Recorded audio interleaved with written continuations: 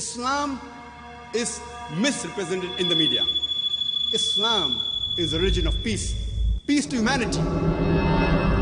It does not only talk about peace, it demonstrates practically how peace and universal brotherhood can be achieved. We have one common parents. And our Creator, Allah subhanahu wa ta'ala, Almighty God, is one and the same, one and the same, one and the same.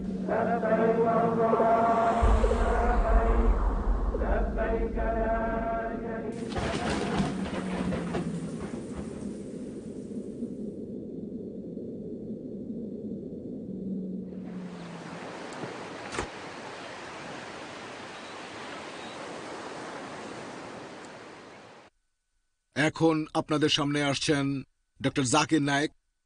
আপনারা সবাই তাকে চেনেন, আর আজকে তার লেকচারের topic হল piece vision of Islam.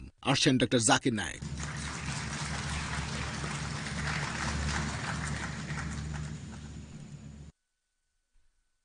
Alhamdulillah, wassalatu wassalam ala rasulillah wa ala alihi ashabi ajmain, amma ba'd. A'udhu billahi minash shaitanir rajim. Bismillahir rahmanir rahim. Wa qul ja'al haqq wa zaqal batil. Innal batila kana zahuqa. Inna ad-dina indallahi al-islam. Rabbi shrah li sadri wa yassir li amri wahlul 'uqdatam min lisani yafqahu qawli. প্রিয় ভাই ইয়াসির ফাজাগা, ভাই জাকির আহমেদ, ভাই Jeffrey, শ্রদ্ধেয় গুরুজনেরা এবং আমার প্রিয় ভাই বোনেরা, আপনাদের স্বাগত জানাই ইসলামিক সম্ভাষণে। আসসালামু আলাইকুম ওয়া রাহমাতুল্লাহি ওয়া বারাকাতুহু। আল্লাহ সুবহানাহু ওয়া তাআলার দয়া, শান্তি এবং রহমত আপনাদের সকলের উপরে বর্ষিত হোক। আমাদের আজকের এই অনুষ্ঠানে এটাই প্রথম লেকচার, আর আজকের এই লেকচারের টপিক পিস ভিশন অফ ইসলাম। বর্তমানে আমরা দেখি যে আন্তর্জাতিক সব মিডিয়ায় হোক, সেটা আন্তর্জাতিক স্যাটেলাইট চ্যানেল, আন্তর্জাতিক নিউজ পেপার, আন্তর্জাতিক ম্যাগাজিন বা বিভিন্ন রেডিও স্টেশনে ইসলামের বিভিন্ন মিথ্যা খবর প্রচার করা হয়। ইসলামকে মিডিয়ায় ভুলভাবে উপস্থাপন করা হচ্ছে। আজকের এই লেকচারের প্রধান উদ্দেশ্য হচ্ছে সারা পৃথিবীর মানুষের সামনে ইসলামের সঠিক চিত্রটা তুলে ধরা, যাতে করে ইসলাম ধর্ম সম্পর্কে মানুষের মধ্যে ভুল ধারণা না থাকে। আমার লেকচারের শুরুতে কোরআনের একটা আয়াতের উদ্ধৃতি দিয়েছি। পবিত্র কোরআনের সূরা ইসরা অধ্যায় নম্বর 17 আয়াত 81 বলা হয়েছে, ওয়াকুল জাল হক ওয়া যাকাল বাতিল ইন্নাল বাতিলা কানা যাহুকা। যখন সত্য মিথ্যার সামনে দাঁড়ায়, মিথ্যা বিলুপ্ত হয়, কারণ মিথ্যা প্রকৃতিগত কারণেই বিলুপ্ত হয়ে যাবে। ইসলাম এসেছে যে আরবি শব্দটা থেকে, সেটা সালাম, যার অর্থ শান্তি। এখানে আরেকটা মূল আরবি শব্দ সিলম, যার অর্থ আল্লাহর কাছে নিজের ইচ্ছাকে সমর্পণ করা, আত্মসমর্পণ করা। তাহলে এক কথায় ইসলাম মানে আল্লাহর কাছে আত্মসমর্পণ করে শান্তি অর্জন করা। আর যে লোক আল্লাহর কাছে নিজেকে সমর্পণ করে শান্তি অর্জন করে, আরবিতে সে লোককে বলা হয় মুসলিম। মিডিয়ার কিছু ভুল ধারণা আছে, আর বিশেষ করে 2001-এর 11 সেপ্টেম্বরের পরে এটা অনেক বেশি বেড়ে গেছে। আমরা দেখতে পাই যে এই শান্তির ধর্ম ইসলামকে অন্যরা সবাই বলছে এটা সন্ত্রাসের ধর্ম। এই লেকচারের প্রধান উদ্দেশ্য ইসলামের সঠিক চিত্রটা তুলে ধরা। আপনারা ব্রোশিয়ার পড়লে দেখবেন আরও কিছু প্যাভিলিয়ন আছে, অনেক অনুষ্ঠান হচ্ছে। আরেকটা প্যাভিলিয়নে আপনারা দেখতে পাবেন সেখানে আছে প্রায় 275টা পোস্টার। এই পোস্টারগুলোর প্রধান উদ্দেশ্য হচ্ছে ইসলামের সঠিক চিত্র তুলে ধরা, যাতে করে মানুষ এই ধর্মটা সম্পর্কে জানতে আগ্রহী হয়। আপনারা নিউজ পেপারে দেখবেন সেখানে কিছু হেডলাইন আছে, হেডলাইনটা যদি আকর্ষণীয় হয়, মানুষ তাহলে পেপারটা পড়ে দেখে। আর যখন খবরটা পড়বেন, প্রথম প্যারাগ্রাফটা, সেটা হয় সেই খবরের সারমর্মটা। এটা পাঠকের আকর্ষণকে আরো বাড়িয়ে দেয়। প্রথম প্যারাগ্রাফটা আকর্ষণীয় না হলে পাঠক সে খবরটা আর পড়ে না। তাহলে প্রথম প্যারাগ্রাফটা আকর্ষণীয় হতে হবে, যাতে করে পাঠকরা পেপারের খবরটা পড়তে বাধ্য হয়। আমাদের এই পোস্টারগুলো অনেকটা এই হেডলাইনের মতো, অথবা প্রথম প্যারাটার মতো। বিস্তারিত জানতে চাইলে অনেক বই পাবেন, সেগুলো এই এক্সিবিশনে আছে। যেমন ধরেন, একটা পোস্টারে লেখা আছে, বর্তমানে গসপেল ট্রুথ 1 নাম্বার, মুসলিমরা হচ্ছে সন্ত্রাসী। 2 নাম্বার, একটা 4 কোণা ত্রিভুজ। 3 নাম্বার, পৃথিবী সমতল। 4 নম্বর, 2 যোগ 2 সমান 5। এগুলো এখনকার গসপেল ট্রুথ। আমরা জানি যে ত্রিভুজের 4টা কোণা থাকতে পারে না। 4 কোণা ত্রিভুজ এটা ঠিক না। একইভাবে মুসলিমরা সন্ত্রাসী। মুসলিম হলো সেই লোক যে শান্তি অর্জন করে আল্লাহর কাছে আত্মসমর্পণ করার মাধ্যমে। সে সন্ত্রাসী হয় কিভাবে? দুটো জিনিস বিপরীত। 4 কোণা আর 3 কোণা ত্রিভুজ এরাও পরস্পর বিপরীত। পৃথিবী যে সমতল এটাও সত্যি নয়। 2 যোগ 2 সমান 5 এ কথাটাও ভুল। এই পোস্টারগুলো হচ্ছে হেডলাইন, যাতে করে আপনারা ইসলাম সম্পর্কে আরো জানতে পারেন। যেমন আপনারা দেখবেন এই পোস্টারগুলোর বেশ কয়েকটাতে বিষয় হলো ইসলাম ধর্মে নারী, ইসলামে নারীর অধিকার। এরকম একটা পোস্টারে হিজাবের কথা বলা হয়েছে, অর্থাৎ মহিলাদের জন্য মার্জিত পোশাক। সংক্ষেপে পয়েন্টগুলো লেখা আছে সেখানে। মোট 6টা পয়েন্ট কোরআন ও হাদিস অনুযায়ী মহিলারা কিভাবে পোশাক পরবে। পুরো শরীর ঢাকা থাকবে, শুধু মুখ আর হাতের কবজি বাদে। অনেক বিশেষজ্ঞ বলেন এগুলো ঢাকতে হবে। দ্বিতীয়টা, তাদের পোশাকটা এমন আঁটোসাঁটো হবে না যাতে শরীরের গঠন বোঝা যায়, ঢিলে ঢালা হবে। তৃতীয়ত, পোশাকটা স্বচ্ছ হবে না। চতুর্থ, পোশাকটা খুব আকর্ষণীয় হবে না যাতে করে বিপরীত লিঙ্গ আকৃষ্ট হয়। পঞ্চম, পোশাকটা বিপরীত লিঙ্গের পোশাকের মতো হবে না। আর ষষ্ঠ, সেই পোশাকে অবিশ্বাসীদের কোনো চিহ্ন থাকবে না। আমাদের এই এক্সিবিশনে আরও লেকচার শুনবেন, পিস টু হিউম্যানিটি। আন্তর্জাতিক খ্যাতিসম্পন্ন বক্তারা আসবেন, স্থানীয় বক্তারাও আছেন, তারা দেবেন বিভিন্ন লেকচার। এখন এটা কিভাবে বোঝাবেন যে ভদ্রতা, হিজাব এগুলো আসলে মেয়েদের জন্য ভালো? আমি একটা উদাহরণ দিচ্ছি। ধরেন 2 জন যমজ বোন, তারা দুজনেই খুবই সুন্দরী, একই রকম সুন্দরী। এদের মধ্যে একজন ইসলামিক হিজাব পরে আছে, পুরো শরীর ঢাকা, শুধু মুখ আর কবজি পর্যন্ত, হাত বাইরে। আর অন্য বোনটা, সে পরেছে একটা পশ্চিমা পোশাক, মিনিস্কার্ট আর শর্টস। ধরেন সেই 2 বোন একসাথে চেন্নাইয়ের রাস্তা দিয়ে হেঁটে যাচ্ছে। সামনে একটা মাস্তান ছেলে দাঁড়িয়ে আছে বখাটেপনা করার জন্য, মেয়েদের উত্ত্যক্ত করার জন্য। আপনাদের প্রশ্ন করি, সে কোন বোনটাকে উত্ত্যক্ত করবে? সেই মেয়েটাকে উত্ত্যক্ত করবে যে হিজাব পরে আছে, নাকি তাকে উত্ত্যক্ত করবে যে মিনিস্কার্ট পরে আছে? আপনারাও জানেন মাস্তানটা উত্ত্যক্ত করবে তাকে যে মিনিস্কার্ট পরে আছে। আল্লাহ পবিত্র কোরআনে বলেছেন, সূরা আহজাব অধ্যায় নম্বর 33 আয়াত 59, বলা হয়েছে, হে নবী, তোমার স্ত্রীগণকে, কন্যাদেরকে আর মুমিন নারীদের বলো, যখন তারা বাইরে যাবে তারা যেন চাদর পরে, এতে করে তাদের চেনা সহজ হবে, ফলে তাদেরকে উত্ত্যক্ত করা হবে না। এমন অনেক পোস্টার আছে, সব মিলিয়ে 275টা। এগুলো হচ্ছে হেডলাইন। অনেকগুলো পোস্টারে কোরআনের আয়াত লেখা আছে। ইংরেজি অনুবাদের পাশাপাশি এখানে আঞ্চলিক ভাষার অনুবাদও আপনারা পাবেন। কিছু মডেলও আছে, 25টার মতো মডেল। এখানেও আপনারা ইসলামের সঠিক চিত্রটা দেখবেন। যেমন ধরেন, একটা মডেল পবিত্র কোরআনের, এর নিচে আছে কোরআনের একটা আয়াত, পবিত্র কোরআনের সূরা বাকরা অধ্যায় 2, আয়াত 208 বলা হয়েছে, या अय्युहल्लज़ीना आमनू उदखुलू फिस्सिल्मि काफ़ा। হে মুমিনগণ, তোমরা সর্বাত্মকভাবে ইসলামে প্রবেশ করো। ইসলামে প্রবেশ করলে আন্তরিকভাবে করবেন, আংশিকভাবে করবেন না। কোরআনে এরকম অনেক নির্দেশ আছে। যদি কেউ এই নির্দেশের কয়েকটা মেনে চলে, সেটা ঠিক হবে না। মডেলটাতে আছে কোরআনের সাথে অনেকগুলো ফিতা লাগানো আর একটা রশি দিয়ে সেই ফিতাগুলো জোড়া দেয়া। আল্লাহ পবিত্র কোরআনে বলেছেন সূরা আল ইমরান অধ্যায় নম্বর 3 আয়াত 103, वातसिमू बिहब्लिल्लाहि जमीअन वला तफरकू। তোমরা আল্লাহর রজ্জু শক্ত করে ধরো, পরস্পর বিচ্ছিন্ন হও না। আমাদের সবাইকে আল্লাহর রশি শক্ত করে ধরতে হবে। ইসলামে প্রবেশ করতে হবে সর্বাত্মকভাবে।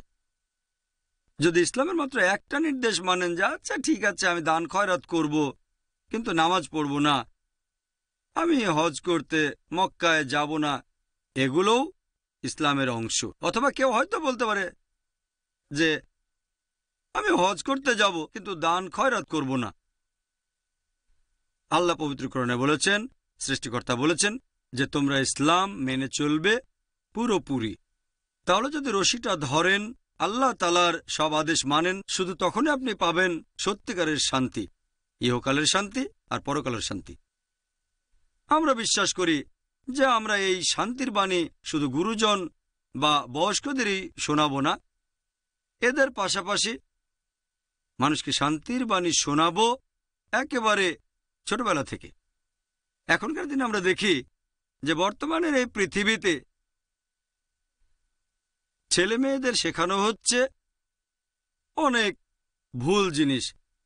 ছেলে মেয়েদের দায়িত্ব আমরাই নেব। এইসব বাবা মায়ের দায়িত্ব সন্তানের জন্য উপযোগী পরিবেশ সৃষ্টি করা। বর্তমানে আমরা দেখি যে স্যাটেলাইট চ্যানেলগুলো, যেখানে শিশুদের অনেক অনুষ্ঠান হয়, ভিডিও ক্যাসেট আছে, বাচ্চাদের জন্য সিনেমা, কার্টুন আছে, এই অনুষ্ঠানগুলো তাদের কাছে শান্তির বাণী পৌঁছে দিতে পারে না। বেশিরভাগ অনুষ্ঠানে ভায়োলেন্সের কথা বলে। আর সেজন্যই অনেক মনোবিজ্ঞানী আমেরিকাতে আর ইউরোপিয়ান দেশে তারা বলেন শিশুদের সবচেয়ে বেশি ক্ষতি করে এই স্যাটেলাইট চ্যানেলের অনুষ্ঠানগুলো। এমন অনেক খবরই পড়বেন যে ক্লাস 3-র একটা ছেলে যে এই সিনেমাগুলো দেখেছে, একদিন স্কুলে তার বন্ধুর সাথে বেশ কথা কাটাকাটি হলো, সে তার বাবার পিস্তল নিয়ে তার বন্ধুকে গুলি করে দিল। সে যা দেখেছে সেই জিনিসগুলোই তার মনে একেবারে গেঁথে আছে। শিশুরা যা দেখে সে জিনিসগুলোই তারা অনুকরণের চেষ্টা করে। আমরা বলবো মানুষকে যে শিশুদের এই ভায়োলেন্ট সিনেমা দেখা উচিত না, যে সিনেমা তাকে শান্তির পথ থেকে দূরে নিয়ে যায়। আমরা এই শিশুদেরকে এমন ভিডিও দেখাবো যেটা শান্তির কথা বলে।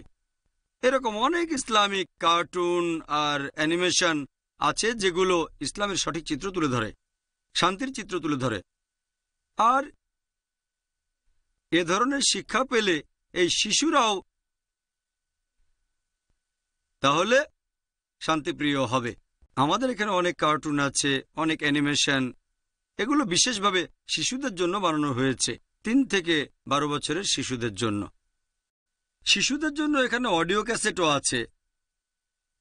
বেশিরভাগ অডিও ক্যাসেট নার্সারি লেভেলের জন্য। শিশুদের যে ছড়াগুলো শেখানো হয় তাতে কোনো মেসেজ থাকে না। যেমন ধরুন আমি স্কুল থাকতে একটা ছড়া, The poem, Baba, black sheep, have you any wool? Yes sir, 3 bags full, one for my master, one for my dame, and one for my person who lay down the rail. তারপর We are Jack and Jill went up the hill to fetch a pail of water. এগুলোতে কিছু message আছে, নতুন শব্দ শিখতে পারবে।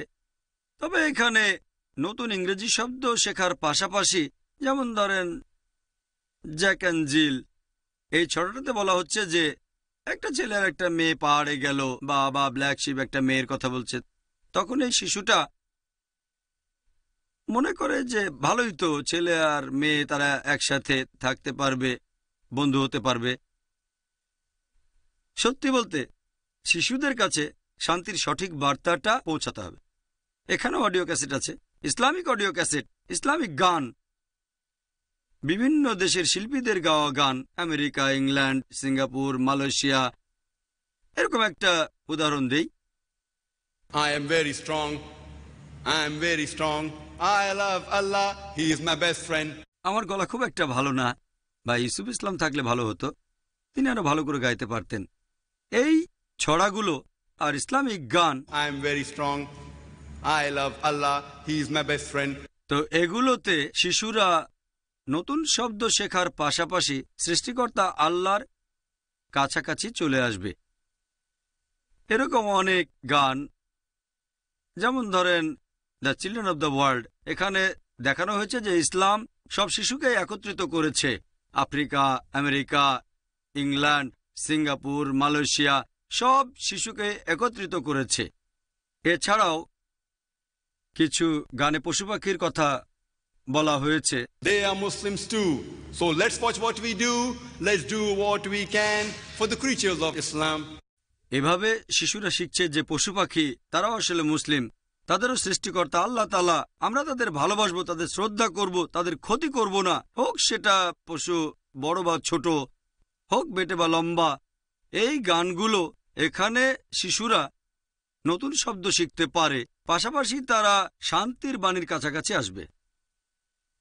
মনে আছে আমার যখন ছোট ছিলাম, 70-এর শেষের দিকে আর 80-র প্রথম দিকে, সে সময় কোনো কম্পিউটার ছিল না, এক ধরনের খেলনা কম্পিউটার ছিল, সেখানে বাটনে চাপ দিলে গান। আমার এক বন্ধুর এরকম একটা খেলনা ছিল, বাটনে চাপ দিলেই গান শোনা যেত, বিট ইট। আমার বন্ধু মাইকেল জ্যাকসনের গান শুনত, অথবা ফাঙ্কি টাউন। এখানে শিশুদের জন্য এরকম খেলনা কম্পিউটার, যখনই একটা বাটনে চাপ দেবেন তখন শুনতে পাবেন কোরআন তেলাওয়াত। Alhamdulillahi Rabbil Alameen. Ar-Rahmanir Rahim. Maliki Yawmiddin. যাই হোক, আমি কারি নই। এভাবে একজন শিশু বিনোদনের পাশাপাশি সে আল্লাহ তাআলার কাছাকাছি আসবে, শান্তির কাছাকাছি আসবে। এখনকার দিনে শিশুদের অনেক গেমস আছে, এগুলো বিনোদনের জন্য। তাদের ইসলাম ধর্মে বিনোদন আছে, তবে সেটাকে হালাল হতে হবে। এটা তাদের উপকার করবে, কোনো ক্ষতি করবে না। আপনারা দেখবেন এখনকার দিনের একটা গেম হচ্ছে লোটো বা লটারি। এটা হচ্ছে আসলে একটা জুয়া।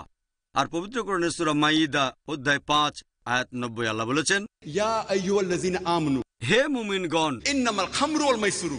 নিশ্চয়ই মদ এবং জুয়া খেলা, Wal anzabu wal aslamu. মূর্তি পূজার বেদী এবং ভাগ্য নির্ণয়ক স্বর, Rijtun min amali shaytan. এগুলো সব শয়তানের কাজ। Fajtanibu la'allakum tuflihun. তোমরা এগুলো হতে বিরত থাকো যাতে সফল কাম হতে পারো। আমরা এই গেমগুলোর বদলে শিশুদের ইসলামিক গেম তুলে দেব। আর কিছু গেমস আছে যেগুলোতে ক্ষতি নেই, শিশুরা বিনোদন পায়, কিন্তু এতে তারা সত্যের কাছাকাছি আসতে পারে না। এরকম একটা খেলা হচ্ছে সাপ লুডু। এটার ইসলামিক ভার্সনটা বানানো হয়েছে ইংল্যান্ডে। গেমটার নাম স্লোপস অ্যান্ড ল্যাডার্স। একেবারে শুরুতে আছে বিসমিল্লাহ, আল্লাহর নামে শুরু করছি। কয়েক ঘর সামনে গেলেই দেখবেন লেখা আছে, তুমি প্রত্যেকদিন নামাজ আদায় করেছ, মই বেয়ে তুমি উপরে উঠে যাও। এভাবে তুমি তোমার সৃষ্টিকর্তাকে ধন্যবাদ জানাচ্ছ। কয়েক ঘর গেলেন, তুমি তোমার বাবা মাকে সম্মান করো না, মই বেয়ে নেমে যাও, আল্লাহ তাআলা তোমার প্রতি সন্তুষ্ট না। আরও কয়েকটা ঘর গেলেন, তুমি প্রত্যেকদিন কোরআন পড়ো, মই বেয়ে উপরে উঠে যাও, তুমি তোমার সৃষ্টিকর্তার কাছ থেকে নির্দেশনা পাচ্ছ। কয়েক ঘর গেলেন, তুমি মিথ্যে কথা বলেছ, মই বেয়ে নেমে এসো।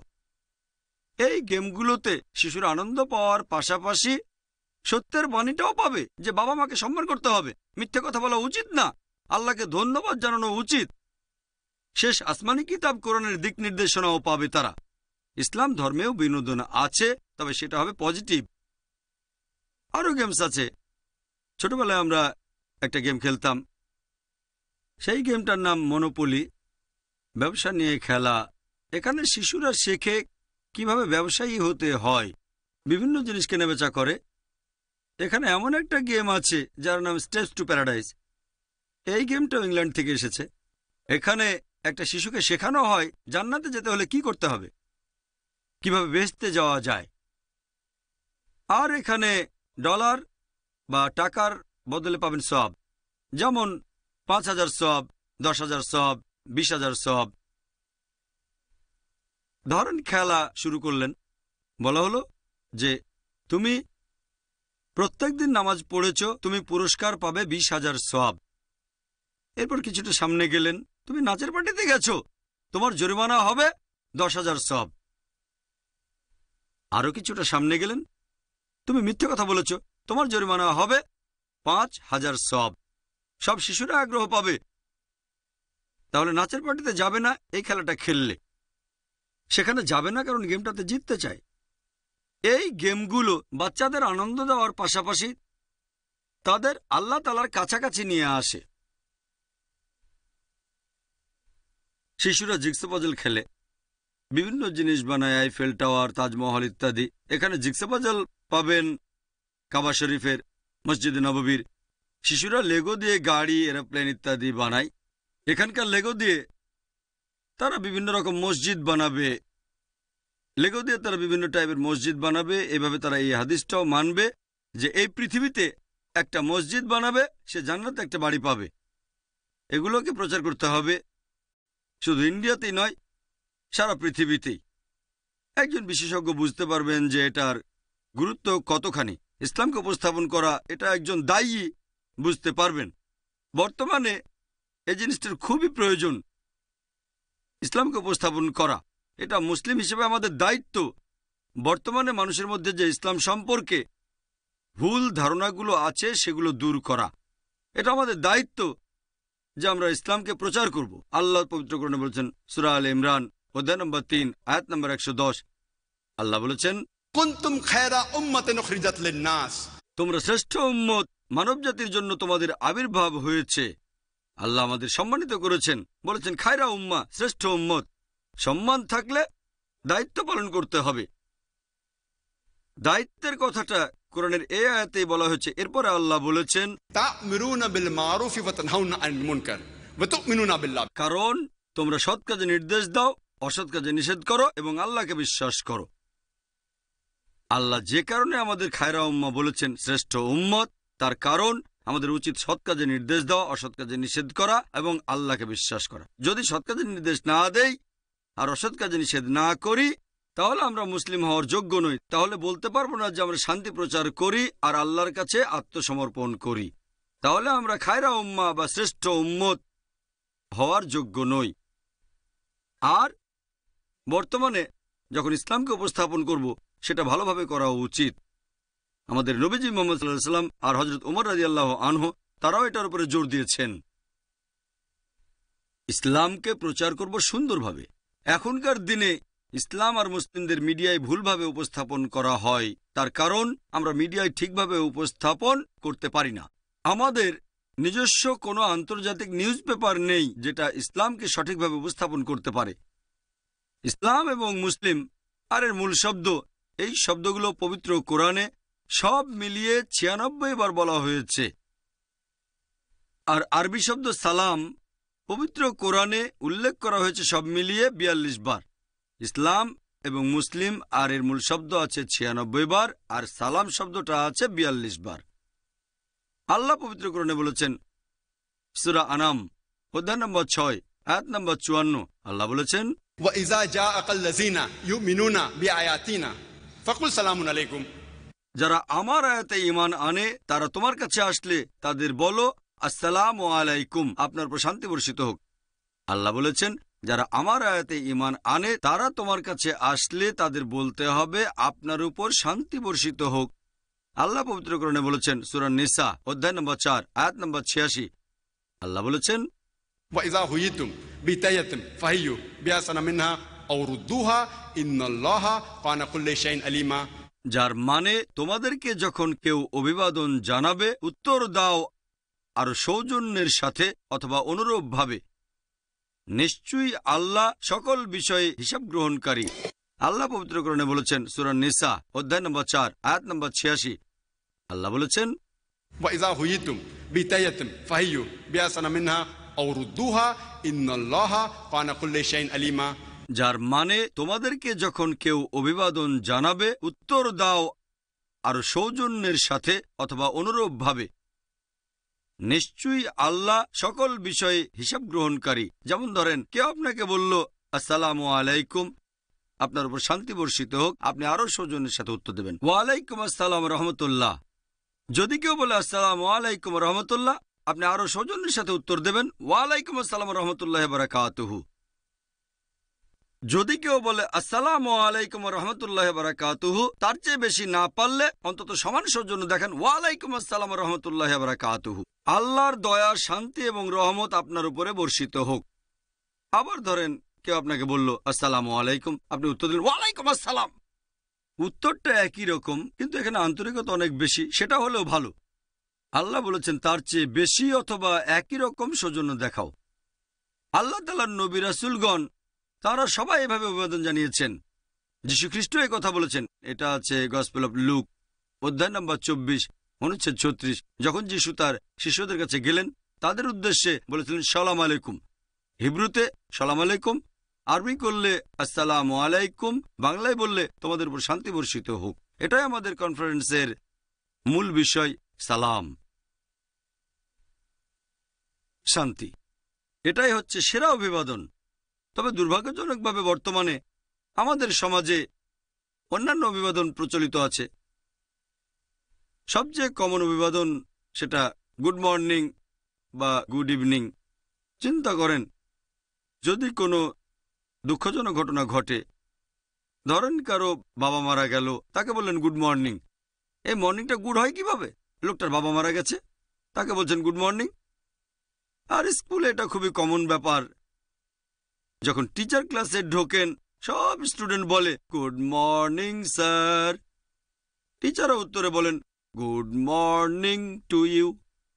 হয়তো টিচার সকালে তার স্ত্রীর সাথে খুব ঝগড়া করেছেন, হয়তো মনে মনে বলছেন এমন সকাল যেন আর জীবনে কখনো না আসে, তারপরে গুড মর্নিং বলতে বাধ্য হচ্ছেন।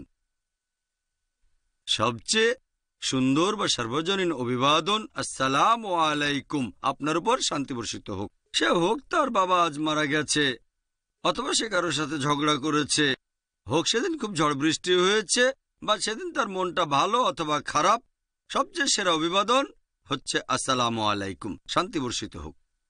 আল্লাহ পবিত্র কোরআনে বলেছেন সূরা ফুরকান অধ্যায় নম্বর 25 আয়াত নম্বর 63 যে আল্লাহ তাআলার বান্দা তারাই যারা নম্রভাবে চলাফেরা করে, আর যখন অজ্ঞ ব্যক্তিরা সম্বোধন করে তারা বলে কালু সালামা, শান্তি বর্ষিত হোক।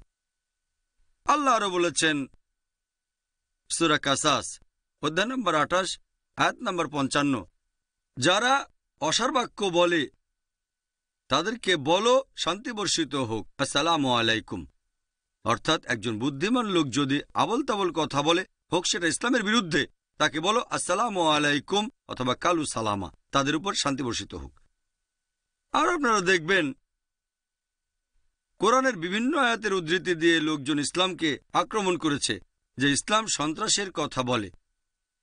আর যে আয়াতটার কথা বলেছে অনেকেই, যেমন অরুণ সুরি, সেটা হচ্ছে সূরা তাওবা অধ্যায় নম্বর 9 আয়াত 5। বলা হয়েছে যখনই তুমি দেখবে কোনো কাফিরকে ব্র্যাকেটে অমুসলিম, তাদের মেরে ফেলো। এটার উত্তর আমিও আগেও দিয়েছি। গতবার চেন্নাইতে এসে টপিক ছিল টেররিজম এন্ড জিহাদ। এখানে বলছি না যে যখন তোমরা যুদ্ধক্ষেত্রে থাকবে শত্রুরা আসলে ভয় পেও না, যুদ্ধ করো। ব্যাখ্যাটা সেখানে আছে। আমি এই প্রসঙ্গটা নিয়ে আগে অনেকবার বলেছি, তবে এখানে আপনারা দেখবেন ঠিক তার পরের আয়াতেই, সেটা সূরা তাওবা অধ্যায় নম্বর 9 আয়াত 6, এটার কথা তারা বলে না যে যদি শত্রুরা আশ্রয় প্রার্থনা করে, যদি তারা শান্তি চায়, শুধু শান্তি নয় তাদের নিরাপদ স্থানে পৌঁছে দাও। তাহলে যদি এই আয়াতগুলো দেখেন, প্রায় সবগুলোই যেগুলো বলছে যে শত্রুকে মেরে ফেলো, এখানে কোরআন যুদ্ধের কথা বলছে শান্তি স্থাপনের জন্য। এছাড়া তারা সূরা আনফালের উদ্ধৃতি দেয় অধ্যায় 8 আয়াত 60 যে তোমাদের শত্রুদের সন্ত্রস্ত করে রাখবে। এটাও প্রসঙ্গ ছাড়া উদ্ধৃতি। যখন যুদ্ধক্ষেত্রে শত্রুরা আক্রমণ করবে, তোমাদের মারতে আসবে, তখন ভয় পেও না, তোমরা যুদ্ধ করো। যে কোনো আর্মি জেনারেল যুদ্ধের সময় তার সৈন্যদের বলবেন ভয় পেও না, যুদ্ধ করো। এটাই তো স্বাভাবিক। তাহলে কোরআনে কথা বললে সমস্যা কোথায়?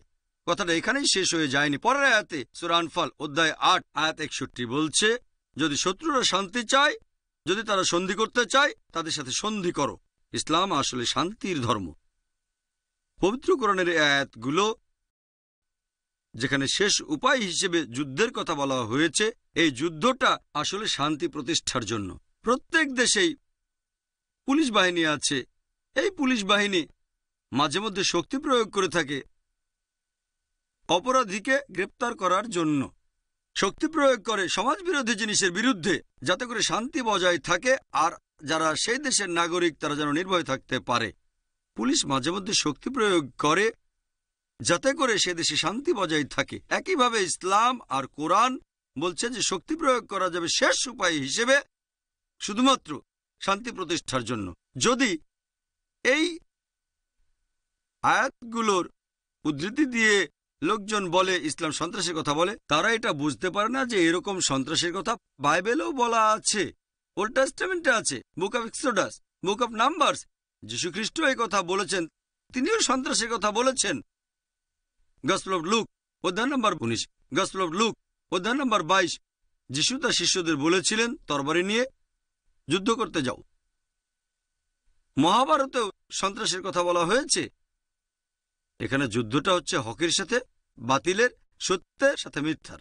ভগবদ গীতা, শ্রীকৃষ্ণ তিনি অর্জুনকে উপদেশ দিয়েছিলেন যে তুমি যুদ্ধ করছো না কেন, তুমি কি নপুংসক? শ্রীকৃষ্ণ অর্জুনকে বলছেন যদি যুদ্ধ না করো তুমি স্বর্গে যেতে পারবে না। এই সন্ত্রাস হচ্ছে শান্তিকে প্রতিষ্ঠা করার জন্য। এমন কথা পৃথিবীর বেশিরভাগ প্রধান ধর্মগ্রন্থেই আছে। সন্ত্রাস হচ্ছে দুই প্রকার, একটা হচ্ছে পৃথিবীতে শান্তি প্রতিষ্ঠা করার জন্য, অন্যটা হচ্ছে নিরীহ মানুষকে সন্ত্রস্ত করা, যেটা মুসলিম হিসেবে আমাদের করা উচিত না। ডক্টর অ্যাডাম পিয়ারসন বলেছিলেন লোকজন ভয় পায় যে একদিন পারমাণবিক অস্ত্রগুলো হয়তো আরবদের হাতে চলে আসবে। তারা এটা বুঝতে পারে না যে ইসলামিক বোম অনেক আগেই পৃথিবীতে পড়েছে। এটা পড়েছে সেই দিন যেদিন নবীজি সাল্লাল্লাহু আলাইহি সাল্লাম জন্মেছিলেন। এই ইসলাম ধর্ম পৃথিবীর মানব জাতির সব সমস্যার সমাধান দেয়। এই চূড়ান্ত ও সর্বশেষ কিতাব আল্লাহ তাআলার ওহী, এখানে মানুষের সব সমস্যার সমাধান পাওয়া যাবে। এক নাম্বার, যে এই পৃথিবীর সব মানুষ মেনে নেব যে আমাদের স্রষ্টা তিনি কেবলমাত্র একজন। যদি আমরা মানি যে পৃথিবীর সব মানুষের স্রষ্টা, হোক সে থাকে আমেরিকায়, কানাডায়, ইউকে, ইন্ডিয়ায়, সৌদি আরবে, আমাদের সবার স্রষ্টা এক, আল্লাহ সুবহানাহু ওয়া তাআলা। এটাই হলো শান্তির প্রথম কথা। কোরআন বলছে সূরা মাইদা অধ্যায় নম্বর 5 আয়াত 32 যে যদি কেউ কোনো মানুষকে হত্যা করে, যদি সেটা নরহত্যা বা ধ্বংসাত্মক কাজের অপরাধে না হয়, তাহলে সে যেন পুরো মানবজাতিকে হত্যা করল। আর যদি কেউ কোনো মানুষের জীবন বাঁচায়, তাহলে সে যেন পুরো মানবজাতিকে বাঁচালো। কোরআন বলছে যদি কেউ, হোক মুসলিম বা অমুসলিম, অন্য কোনো মানুষকে হত্যা করে, হোক মুসলিম বা অমুসলিম, যদি সেটা নরহত্যা বা ধ্বংসাত্মক কাজের অপরাধে না হয়, যথার্থ কারণ ছাড়া, তাহলে সে যেন পুরো মানবজাতিকেই হত্যা করল। আর যদি কেউ কোনো মানুষের জীবন বাঁচায়, হোক মুসলিম বা অমুসলিম, তাহলে সে যেন পুরো মানবজাতিকেই রক্ষা করল। আল্লাহ কোরআনে বলেছেন যে তোমরা দান করো। প্রত্যেক ধনী লোক যাদের সম্পত্তি নিসাব লেভেলের চেয়ে বেশি, 85 গ্রাম স্বর্ণের চেয়ে বেশি, তারা প্রত্যেকে হিজরি সনে উদ্বৃত্ত সম্পত্তির 2.5% দান করবে। এটাকে বলা হয় জাকাত। যদি সব ধনী লোক জাকাত দেয়, পৃথিবীতে দারিদ্রতা বলে কিছু থাকবে না, কোনো মানুষই না খেয়ে মারা যাবে না। কোরআন বলছে চুরি করো না, কোরআন বলছে প্রতিবেশীকে ভালোবাসো, তাদের খাবার দাও। নবীজি সাল্লাল্লাহু আলাইহি সাল্লাম বলেছেন সে সত্যিকারের মুসলিম না যে ভরা পেটে থাকে কিন্তু তার প্রতিবেশী ক্ষুধার্ত থাকে। একজন প্রশ্ন করল আমার প্রতিবেশী কে? নবীজি বললেন আশেপাশের 40টা ঘর তোমার প্রতিবেশী। পবিত্র কোরআনের সূরা বাকারা অধ্যায় 2 আয়াত 188 বলছে অন্যের সম্পত্তি অন্যায়ভাবে গ্রাস করার জন্য বিচারকের সামনে তোমার ধন সম্পত্তি পেশ করো না, কারণ ঘুষ দেওয়া এবং ঘুষ নেওয়া নিষিদ্ধ কোরআনে। আল্লাহ পবিত্র কোরআনে বলেছেন সূরা ইসরা অধ্যায় 17 আয়াত 26 ও 27 বলা হয়েছে তোমরা কখনো অপব্যয় করো না। অপব্যয় করো না, কারণ যারা অপব্যয় করে তারা হচ্ছে শয়তানের ভাই। আল্লাহ পবিত্র কোরআনে বলেছেন, যেটা কারি তেলাওয়াত করেছেন সূরা হুজুরাত অধ্যায় নম্বর 49 আয়াত 11 ও 12, যে তোমরা উপহাস করো না, একজন আরেকজনকে মন্দ নামে ডেকো না, একে অন্যকে দোষারোপ করো না, সন্দেহ করো না, কারণ অনেক ক্ষেত্রেই সন্দেহ করা হচ্ছে পাপ। এরপর আরো বলা হয়েছে, কারি তেলাওয়াত করেছেন সূরা হুজরাত অধ্যায় নম্বর 49 আয়াত 13। আল্লাহ বলেছেন, ইয়া আইয়ুহান নাসু ইন্না খালাকনাকুম মিন যাকরিন ওয়া উনসা ওয়া জাআলনাকুম শুউবান ওয়া কাবাইলা লিতাআরাফু ইন্না আকরামাকুম ইনদাল্লাহি আতকাকুম ইন্নাল্লাহা আলিমুন খাবীর। যার মানে, হে মানুষ জাতি, আমি তোমাদের সৃষ্টি করেছি এক জোড়া পুরুষ ও নারী হতে, পরে তোমাদের বিভক্ত করেছি বিভিন্ন জাতি ও গোত্রে, যাতে তোমরা একে অন্যের সাথে পরিচিত হতে পারো, এজন্য না যে একে অন্যকে ঘৃণা করবে। আর আল্লাহর কাছে সেই ব্যক্তি সবচেয়ে মর্যাদা সম্পন্ন যে ব্যক্তির রয়েছে তাকওয়া। আল্লাহর কাছে মানুষের বিচার করার যে মানদণ্ডটা, সেটা সম্পদ না, লিঙ্গ না, গায়ের রং না, গোত্র বা জাতি নয়, সেটা হচ্ছে তাকওয়া। তার মানে আল্লাহকে মেনে চলা, ন্যায়পরায়ণতা আর ধার্মিকতা। একমাত্র যে উপায়ে আমরা সবাই একত্রিত হতে পারি সেটা হচ্ছে আমাদের পূর্বপুরুষ এক আর আমাদের স্রষ্টা আল্লাহ সুবহানাহু ওয়া তাআলা, মহান ঈশ্বর, কেবলমাত্র একজন। ইসলাম হচ্ছে শান্তির ধর্ম, মানুষের জন্য শান্তি। ইসলাম শুধু শান্তির কথা বলেই না, আমাদেরকে দেখিয়ে দেয় কিভাবে এই শান্তি আর ভ্রাতৃত্ব অর্জন করতে হবে। ইসলাম ধর্মের একটা স্তম্ভ হচ্ছে সালাহ। আমি বলবো সালাহ হচ্ছে ন্যায়নিষ্ঠতার প্রোগ্রামিং। এটা সবচেয়ে সেরা উপায়।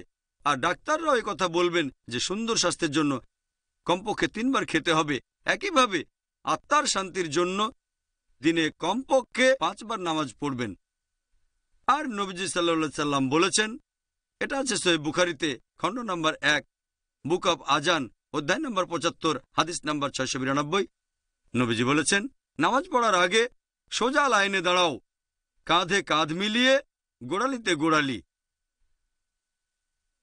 এরপরে এটা আছে সুনান আবু দাউদ 1 নম্বর খণ্ড, বুক অব সালাহ, অধ্যায় নম্বর 245, হাদিস নম্বর 666। আমাদের নবীজি মুহাম্মদ সাল্লাল্লাহু আলাইহি ওয়াসাল্লাম বলেছেন, নামাজ পড়ার আগে লাইন সোজা করো, কাঁধে কাঁধ দিয়ে দাঁড়াও, গোড়ালিতে গোড়ালি, মধ্যে কোনো ফাঁক রেখো না শয়তানের জন্য। ফাঁকগুলো বন্ধ করো যাতে শয়তান না আসে। এখানে নবীজি যে শয়তানের কথা বলেছেন সেটা জাতি আর বর্ণের পার্থক্য। তাই আমরা যখন নামাজ পড়ি কাঁধে কাঁধ মিলিয়ে দাঁড়াই, হোক আমার পাশের লোকটা ধনী বা গরিব, কালো বা সাদা, হলুদ বা বাদামি, রাজা বা ফকির, যখন নামাজ পড়তে দাঁড়াই, সালাত আদায় করতে আমরা কাঁধে কাঁধ লাগিয়ে দাঁড়াই। এভাবে আমরা প্রতিদিন 5 বার সবাইকে দেখিয়ে দিই কিভাবে সার্বজনীন ভ্রাতৃত্ব আর শান্তি অর্জন করতে হবে। আন্তর্জাতিক সার্বজনীন ভ্রাতৃত্বের সবচেয়ে সেরা উদাহরণ আর শান্তির, সেটা ইসলামের 5 নম্বর স্তম্ভ হজ। এটা আবশ্যিক যে প্রত্যেক প্রাপ্তবয়স্ক মুসলিম যাদের হজ করার সামর্থ্য আছে, তারা জীবনে অন্তত একবার পবিত্র শহর মক্কায় হজ করার মাসে গিয়ে হজ পালন করে আসবে। পৃথিবীর বিভিন্ন জায়গার মানুষ আসে, America, England, Singapore, Malaysia, India, Pakistan, বিভিন্ন দেশ থেকে আসে। সেখানে পুরুষরা 2 টুকরো সেলাই ছাড়া কাপড় পরে, সাধারণত সাদা। আপনি বুঝতেই পারবেন না যে আপনার পাশে যে লোকটা দাঁড়িয়ে আছে সে রাজা না ফকির, ধনী না গরিব। সার্বজনীন ভ্রাতৃত্বের প্র্যাকটিক্যাল উদাহরণ।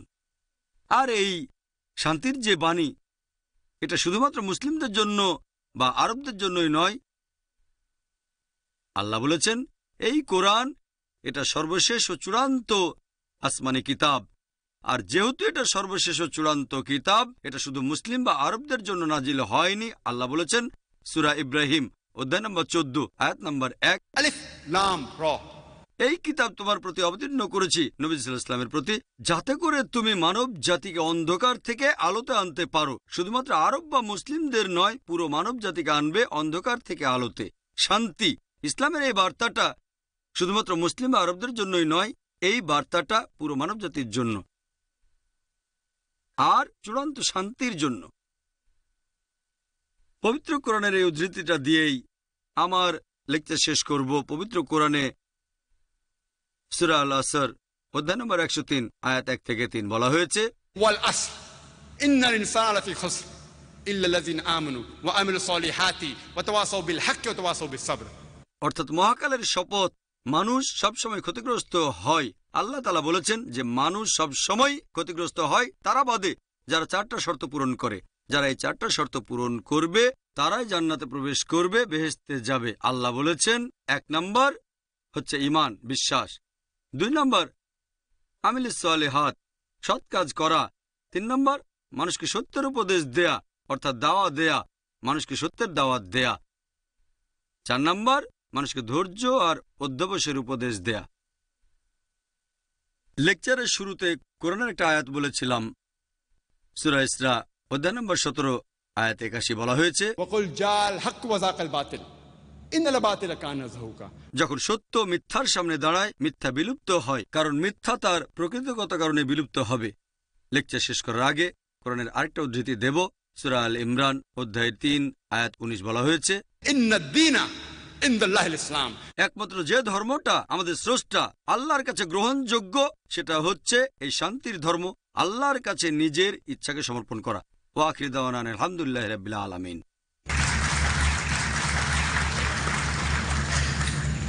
জাযাকাল্লাহ খায়ের। এবারে শুরু হচ্ছে আমাদের অনুষ্ঠানের দ্বিতীয় অংশ, প্রশ্ন ও উত্তর পর্ব। মহিলা প্লিজ, অনেকে অপেক্ষা করছেন। আসসালামু আলাইকুম। আপনি বললেন যে ইসলামে মহিলাদের গুরুত্ব অনেক বেশি, তাহলে তাদের কেন পুরুষদের সাথে মেলামেশা করতে দেওয়া হচ্ছে না? বর্তমানের পৃথিবীতে প্রতিযোগিতা অনেক বেশি, তাহলে মহিলারা পুরুষদের সাথে মেলামেশা না করে কিভাবে বিভিন্ন প্রতিযোগিতামূলক পরীক্ষায় অংশ নেবে? বোন প্রশ্ন করলেন, এখনকার দিনে প্রতিযোগিতা অনেক, পুরুষদের সাথে না মিশে মহিলারা কিভাবে প্রতিযোগিতা করবে? বোন, ইসলাম ধর্ম মহিলাদের অনেক সম্মান দিয়েছে। মুহাম্মদ সাল্লাল্লাহু আলাইহি সাল্লাম এখানে প্রধান ভূমিকা নিয়েছেন। ইসলাম ধর্মে এমন একটা নিয়মও নেই যেটা মহিলাদের অসম্মান করে, তবে সম্মান দেওয়ার নাম করে ইসলাম কখনো মহিলাদের ছোট করে না। যদি আপনি ইতিহাস দেখেন বোন, ব্যাবিলনের ইতিহাস, গ্রিসের ইতিহাস, মিশরীয় সভ্যতার ইতিহাস, মহিলাদের শুধু বিনোদনের কাজে ব্যবহার করা হতো। আর এখন যদি পশ্চিমা সমাজ দেখেন, ওই পশ্চিমারা তারা নাকি মহিলাদের সম্মান দিয়েছে, তারা আসলে মহিলাদের ছোট করেছে, রক্ষিতার পর্যায়ে নামিয়েছে। মহিলারা সেখানে সমাজের প্রজাপতি, তারা আসলে সেখানে সেক্স মার্কেটিয়াদের হাতের পুতুল। বর্তমানে পশ্চিমা সমাজে যে নারী স্বাধীনতার কথা বলা হয়, এটা আসলে স্বাধীনতার ছদ্মবেশে নারীদের শরীরকে অসম্মান করে, অপমান অমর্যাদা করে, আত্মাকে বঞ্চিত করে। বোন, ইসলাম কখনোই মহিলাদের অসম্মান বা অমর্যাদা করে না। তবে আমি এমন কোনো চাকরি অথবা প্রতিযোগিতার কথা জানি না যেখানে মহিলাদেরকে পুরুষের সাথে মিশতে বাধা দেয়া হয় যাতে সে এগুতে না পারে। তবে যে চাকরিতে প্রয়োজন ছাড়াই পুরুষের সাথে মিশতে হবে সেটা মহিলাদের জন্য না করাই ভালো। আমার জানা মতে ভালো চাকরিগুলোর একটাও মহিলাদেরকে বাধা দেয় না, ভদ্রতা বজায় থাকবে। যদি সেই চাকরি সেটা যদি আপনাকে হিজাব পালনে বাধা দেয়, হিজাব মানে শুধুমাত্র পোশাকের হিজাব না, যেভাবে কথা বলেন, ব্যবহার করেন, যেভাবে চিন্তা করেন, সবকিছু হিজাবের মধ্যে আছে। পোশাকের হিজাবের কথা সেটা নিয়ে আমি আগেই বলেছি। পোশাক হচ্ছে সম্পূর্ণ হিজাবের একটা অংশ। এমন হাদিস আছে যে নবীজির স্ত্রীগণ মুখ ঢেকে রাখতেন, তবে নবীজির সব কাজ আমাদের জন্য ফরজ না, সেটা ছিল নবীজির স্ত্রীগণের জন্য। তারা হলেন উম্মুল মুমিনিন, বিশ্বাসীদের মা, তাদের অবস্থান একেবারে আলাদা, তারা মুখ ঢেকে রাখতেন, তবে সব মহিলাদের জন্য ফরজ না। তবে যদি আপনি দেখেন পোশাকের হিজাব ছাড়া অন্যান্য যে হিজাব, যেমন আপনি কিভাবে কথা বলছেন, কিভাবে ব্যবহার করছেন, এরা সমান অধিকারের কথা বলে। পশ্চিমা বিশ্ব এমনটা বলে। আমি তাদের বলি, নারী আর পুরুষ সমান। তাহলে নারী আর পুরুষের মধ্যে একটা বক্সিং ম্যাচের আয়োজন করছেন না কেন? তারা তো সমান। তখন আপনারাও মানবেন তারা সমান না। 100 মিটার দৌড়ের সময় মহিলারা আলাদা দৌড়ায় কেন? পুরুষরা কেন আলাদা দৌড়ায়? কি জন্য? এখানে মহিলারা ছোট হচ্ছে না? হ্যাঁ কি না? তাহলে বুঝতে হবে এই লোকগুলো তাদের মতো করে চিন্তা করে। আল্লাহ সুবহানাহু ওয়া তাআলা নারী পুরুষকে আলাদা করে বানিয়েছেন। শরীরের গঠন আলাদা, প্রাকৃতিকভাবে আলাদা, মানসিকভাবে আলাদা। তাদের প্রকৃতির উপর নির্ভর করে আল্লাহ তাআলা নারী আর পুরুষকে আলাদা নির্দেশ দিয়েছেন। নারী আর পুরুষ মিশতে পারবে না এমন না, তবে প্রয়োজন ছাড়া মেলামেশাটা না করাই ভালো। আর বিশ্বাস করেন বোন, অংশ নিতে পারে। অনেক উদাহরণ আছে, আমার লেকচার শুনবেন ইসলামে নারীর অধিকার। বোন, অনেক দৃষ্টান্ত আছে। এখন পশ্চিমা বিশ্বে পরীক্ষা দেওয়ার সময় নারী পুরুষ একসাথে বসে, সেখানে মনে করা হয় তারা সমান, কিন্তু 100 মিটার দৌড় বা বক্সিং এর সময় তাদের সমান মনে করা হয় না। পশ্চিমা বিশ্ব এভাবেই নিয়ম করেছে যে এখানে অংশ নিতে পারবে আর ওখানে অংশ নিতে পারবে না। তবে এ ব্যাপারে আমাদের স্রষ্টা আল্লাহ তাআলাই সবচেয়ে ভালো জানেন। প্রয়োজন ছাড়া মেলামেশা, আমি এটাকে বলি খুতুয়াতুশ শয়তান। আল্লাহ কোরআনে বলেছেন, সূরা বাকারা অধ্যায় 2 আয়াত 168, আল্লাহ বলেছেন, ইয়া আইয়ুহাল্লাযিনা আমানু, হে মুমিনগণ, শয়তানের দেখানো পথ অনুসরণ করো না। বেশিরভাগ জায়গায় আল্লাহ বলেছেন শয়তানের দেখানো পথে যেও না, শয়তানের দেখানো পথে যেও না, এটা ঠিক, সেটাও কয়েকবার আছে, তবে বেশিরভাগ সময়ে শয়তানের দেখানো পথ অনুসরণ করো না। আমি একটা উদাহরণ দিচ্ছি, শয়তানের দেখানো পথের উদাহরণ। যে ধরেন একজন সাধারণ মুসলিমের কাছে এক মেয়ে এসে বলল, চলো রাতটা একসঙ্গে কাটাই। একসঙ্গে রাত কাটাবো? হারাম, এটা নিষিদ্ধ। ছেলেটা না বলে দেবে। আবার সেই ছেলেটা একজন সাধারণ মুসলিম, একটা মেয়ে ফোন করলো, ফোনে একটা মেয়ের সাথে কথা বলবো, সমস্যা কোথায়? তারপর সে ফোনে কথা বলল। ফোনে কয়েকদিন কথা বলার পর মেয়েটা বলল ম্যাকডোনাল্ডসে গিয়ে কফি খাই, অথবা কেন্টাকি ফ্রাইড চিকেন মাদ্রাজা আছে কিনা জানি না, অথবা কোনো ফাস্টফুড শপে আমরা যাই। একটা মেয়েকে নিয়ে ফাস্টফুডে যাবো, সমস্যা নেই। কয়েকদিন পর মেয়েটা বলবে চলো রেস্টুরেন্টে ডিনার করি, রেস্টুরেন্টে ডিনার করবো, সমস্যা নেই। তারপর বলবে চলো একসাথে রাত কাটাই, রাত কাটাবো, সমস্যা নেই। এগুলো খুতুয়াতুশ শয়তান, এটা কোরআনে বলা নেই। আমি একটা উদাহরণ দিলাম, খুতুয়াতুশ শয়তান। এটাকে একদম প্রথমেই বাধা দেবেন যখন প্রয়োজন হবে। যখন কোনো পুরুষের সাথে কথা বলার প্রয়োজন হবে তখন অবশ্যই বলবেন, তবে ভদ্রতা বজায় রাখবেন। ধরেন কোনো মহিলা অসুস্থ হয়ে পড়লেন, তিনি একজন পুরুষ ডাক্তারের কাছে যেতে পারেন, এমন না যে পুরুষ ডাক্তারের সাথে কথা বলবেন না, প্রয়োজন হলে বলবেন, তবে ভদ্রতা বজায় রেখে কথা বলবেন। অপ্রয়োজনীয় কথা কলেজগুলোতে যেটা হয়ে থাকে, কলেজে ছেলে মেয়েরা গল্প করে, শুধু পশ্চিমা বিশ্বেই নয়, আর দেখবেন পরিসংখ্যান অনুযায়ী আমেরিকাতে 90% মেয়ে স্কুল থেকে বের হওয়ার আগেই তাদের কুমারিত্ব হারায়। এটা কি জানেন? ইংল্যান্ডে একই অবস্থা, এমনকি বোম্বেতেও। আমি তো ভয় পেয়েছি, বোম্বেতে 50% মেয়ে স্কুল থেকে বের হওয়ার আগে কুমারিত্ব হারায়, আমি ভয় পেয়ে গেছি। কেন? এখন বয়ফ্রেন্ড গার্লফ্রেন্ড খুবই কমন, বেড়াতে যাচ্ছে, আর আপনার যদি গার্লফ্রেন্ড না থাকে তাহলে বলা হবে যে আপনি অস্বাভাবিক। তাহলে বুঝতে হবে এগুলো খুতুয়াতুশ শয়তান। ইসলাম মহিলাদের উপরে তুলেছে, আর এই লোকগুলো মহিলাদের উপরে তোলার নাম করে আর্ট অ্যান্ড কালচার, সমস্যা নেই, তারা রঙিন পর্দায় মা বোনদের বিক্রি করতে চায়। আমি একবার শুনেছিলাম একটা গাড়ির অ্যাডে, সেখানে BMW গাড়ির অ্যাডে, BMW অ্যাড, গাড়িটা খুবই দামি গাড়ি, এরকম দামি গাড়ি হচ্ছে মার্সিডিজ বেঞ্জ অথবা মার্ক, খুবই বিখ্যাত গাড়ি, কম বয়সীদের পছন্দ BMW। এই গাড়ির একটা অ্যাডে শুনেছিলাম একটা মেয়ে বিকিনি পরে গাড়ির সামনে দাঁড়িয়ে আছে, লেখা আছে এখনই চালানো শুরু করুন। মেয়েটাকে না গাড়িটাকে? তারা কি করছে? তাদের মেয়েদের বিক্রি করছে, তাদের বোনদের বিক্রি করছে। আমরা মুসলিমরা এটা করি না, মহিলাদের উপরে তোলার নাম করে আমরা মেয়েদের বিক্রি করি না, আমাদের বোনদের বিক্রি করি না, তাদের শ্রদ্ধা করি, তাদের ভালোবাসি, তাদের সম্মান করি। এজন্য বলছি বোন, মহিলাদের ইসলাম ছোট করে না, তাদের উপরে তোলে। আশা করি উত্তরটা। আল্লাহ পবিত্র কোরআনে বলেছেন, যেটা কারি তেলাওয়াত করেছেন, সূরা হুজুরাত অধ্যায় নম্বর 49 আয়াত 11 ও 12, যে তোমরা উপহাস করো না, একজন আরেকজনকে মন্দ নামে ডেকো না, একে অন্যকে দোষারোপ করো না, সন্দেহ করো না, কারণ অনেক ক্ষেত্রেই সন্দেহ করা হচ্ছে পাপ। এরপর আরো বলা হয়েছে, কারি তেলাওয়াত করেছেন সূরা হুজুরাত অধ্যায় নম্বর 49 আয়াত 13, আল্লাহ বলেছেন, ইয়া আইয়ুহান নাসু ইন্না খালাকনাকুম মিন যাকরিন ওয়া উনসা ওয়া জাআলনাকুম শুউবান ওয়া কাবাইলা লিতাআরাফু ইন্না আকরামাকুম ইনদাল্লাহি আতকাকুম ইন্নাল্লাহা আলিমুন খাবীর। যার মানে, হে মানুষ জাতি, আমি তোমাদের সৃষ্টি করেছি এক জোড়া পুরুষ ও নারী হতে, পরে তোমাদের বিভক্ত করেছি বিভিন্ন জাতি ও গোত্রে, যাতে তোমরা একে অন্যের সাথে পরিচিত হতে পারো, এজন্য না যে একে অন্যকে ঘৃণা করবে। আর আল্লাহর কাছে সেই ব্যক্তি সবচেয়ে মর্যাদা সম্পন্ন যে ব্যক্তির রয়েছে তাকওয়া। আল্লাহর কাছে মানুষের বিচার করার যে মানদণ্ডটা, সেটা সম্পদ না, লিঙ্গ না, গায়ের রং না, গোত্র বা জাতি নয়, সেটা হচ্ছে তাকওয়া। তার মানে আল্লাহকে মেনে চলা, ন্যায়পরায়ণতা আর ধার্মিকতা। একমাত্র যে উপায়ে আমরা সবাই একত্রিত হতে পারি সেটা হচ্ছে আমাদের পূর্বপুরুষ এক, আর আমাদের স্রষ্টা আল্লাহ সুবহানাহু ওয়া তাআলা, মহান ঈশ্বর, কেবলমাত্র একজন। ইসলাম হচ্ছে শান্তির ধর্ম, মানুষের জন্য শান্তি। ইসলাম শুধু শান্তির কথা বলেই না, আমাদেরকে দেখিয়ে দেয় কিভাবে এই শান্তি আর ভ্রাতৃত্ব অর্জন করতে হবে। ইসলাম ধর্মের একটা স্তম্ভ হচ্ছে সালাহ। আমি বলবো সালাহ হচ্ছে ন্যায়নিষ্ঠতার প্রোগ্রামিং। এটা সবচেয়ে সেরা উপায়। আর ডাক্তাররাও এই কথা বলবেন যে সুন্দর স্বাস্থ্যের জন্য কমপক্ষে 3 বার খেতে হবে। একইভাবে আত্মার শান্তির জন্য দিনে কমপক্ষে 5 বার নামাজ পড়বেন।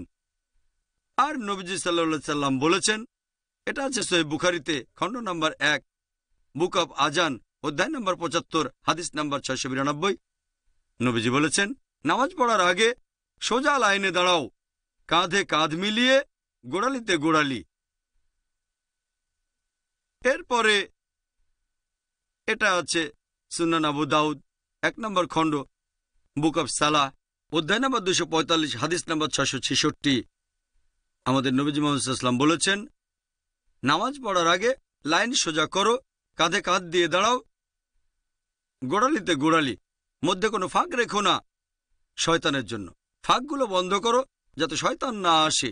এখানে নবীজি যে শয়তানের কথা বলেছেন সেটা জাতি আর বর্ণের পার্থক্য। তাই আমরা যখন নামাজ পড়ি কাঁধে কাঁধ মিলিয়ে দাঁড়াই, হোক আমার পাশের লোকটা ধনী বা গরিব, কালো বা সাদা, হলুদ বা বাদামি, রাজা বা ফকির, যখন নামাজ পড়তে দাঁড়াই সালাত আদায় করতে আমরা কাঁধে কাঁধ লাগিয়ে দাঁড়াই। এভাবে আমরা প্রতিদিন 5 বার সবাইকে দেখিয়ে দিই কিভাবে সার্বজনীন ভ্রাতৃত্ব আর শান্তি অর্জন করতে হবে। আন্তর্জাতিক সার্বজনীন ভ্রাতৃত্বের সবচেয়ে সেরা উদাহরণ আর শান্তির, সেটা ইসলামের 5 নম্বর স্তম্ভ হজ। এটা আবশ্যিক যে প্রত্যেক প্রাপ্তবয়স্ক মুসলিম যাদের হজ করার সামর্থ্য আছে তারা জীবনে অন্তত একবার পবিত্র শহর মক্কায় হজ করার মাসে গিয়ে হজ পালন করে আসবে। পৃথিবীর বিভিন্ন জায়গার মানুষ আসে, America, England, Singapore, Malaysia, India, Pakistan, বিভিন্ন দেশ থেকে আসে। সেখানে পুরুষরা 2 টুকরো সেলাই ছাড়া কাপড় পরে, সাধারণত সাদা। আপনি বুঝতেই পারবেন না যে আপনার পাশে যে লোকটা দাঁড়িয়ে আছে সে রাজা না ফকির, ধনী না গরিব।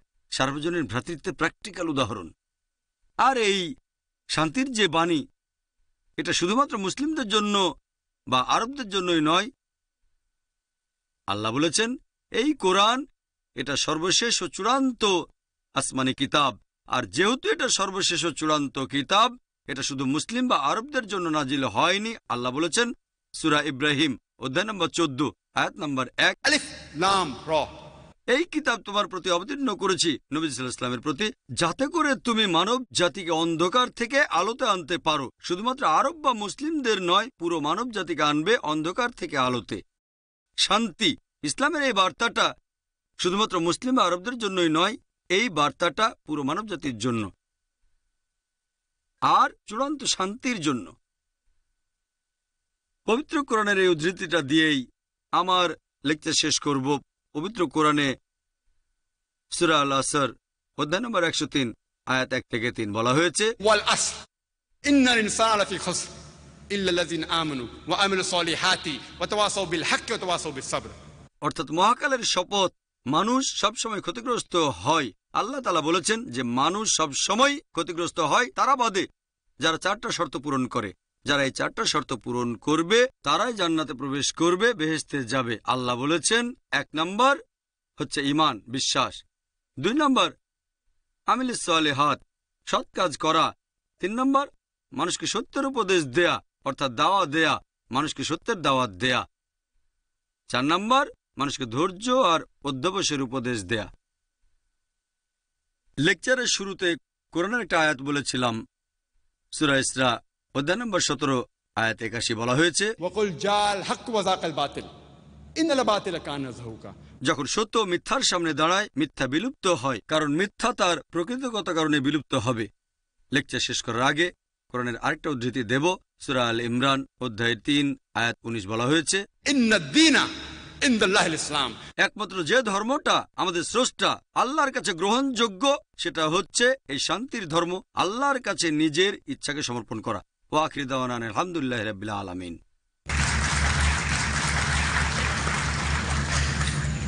জাযাকাল্লাহ খায়ের। এবারে শুরু হচ্ছে আমাদের অনুষ্ঠানের দ্বিতীয় অংশ, প্রশ্ন ও উত্তর পর্ব। হ্যাঁ বোন। আসসালামু আলাইকুম ওয়া রাহমাতুল্লাহ। আমার প্রশ্ন ডক্টর জাকির নায়েকের কাছে। আপনি আপনার লেকচারে হিজাবের শর্তগুলোর কথা বললেন। প্রথম পয়েন্টটা হলো মহিলাদের পুরো শরীর ঢাকা থাকবে। এখন মুখ আর হাতের কবজি কি ঢাকা থাকবে নাকি খোলা থাকবে, এটা একটু ব্যাখ্যা করে বলেন। বোন, আপনি প্রশ্ন করলেন, যখন আমি হিজাবের শর্তগুলোর কথা বলেছি, হিজাব পালনের যে 6টা শর্ত আছে, সেখানে প্রথম শর্তে আমি বলেছিলাম মহিলাদের পুরো শরীর ঢাকতে হবে, শুধু মুখ আর হাতের কবজি বাদে।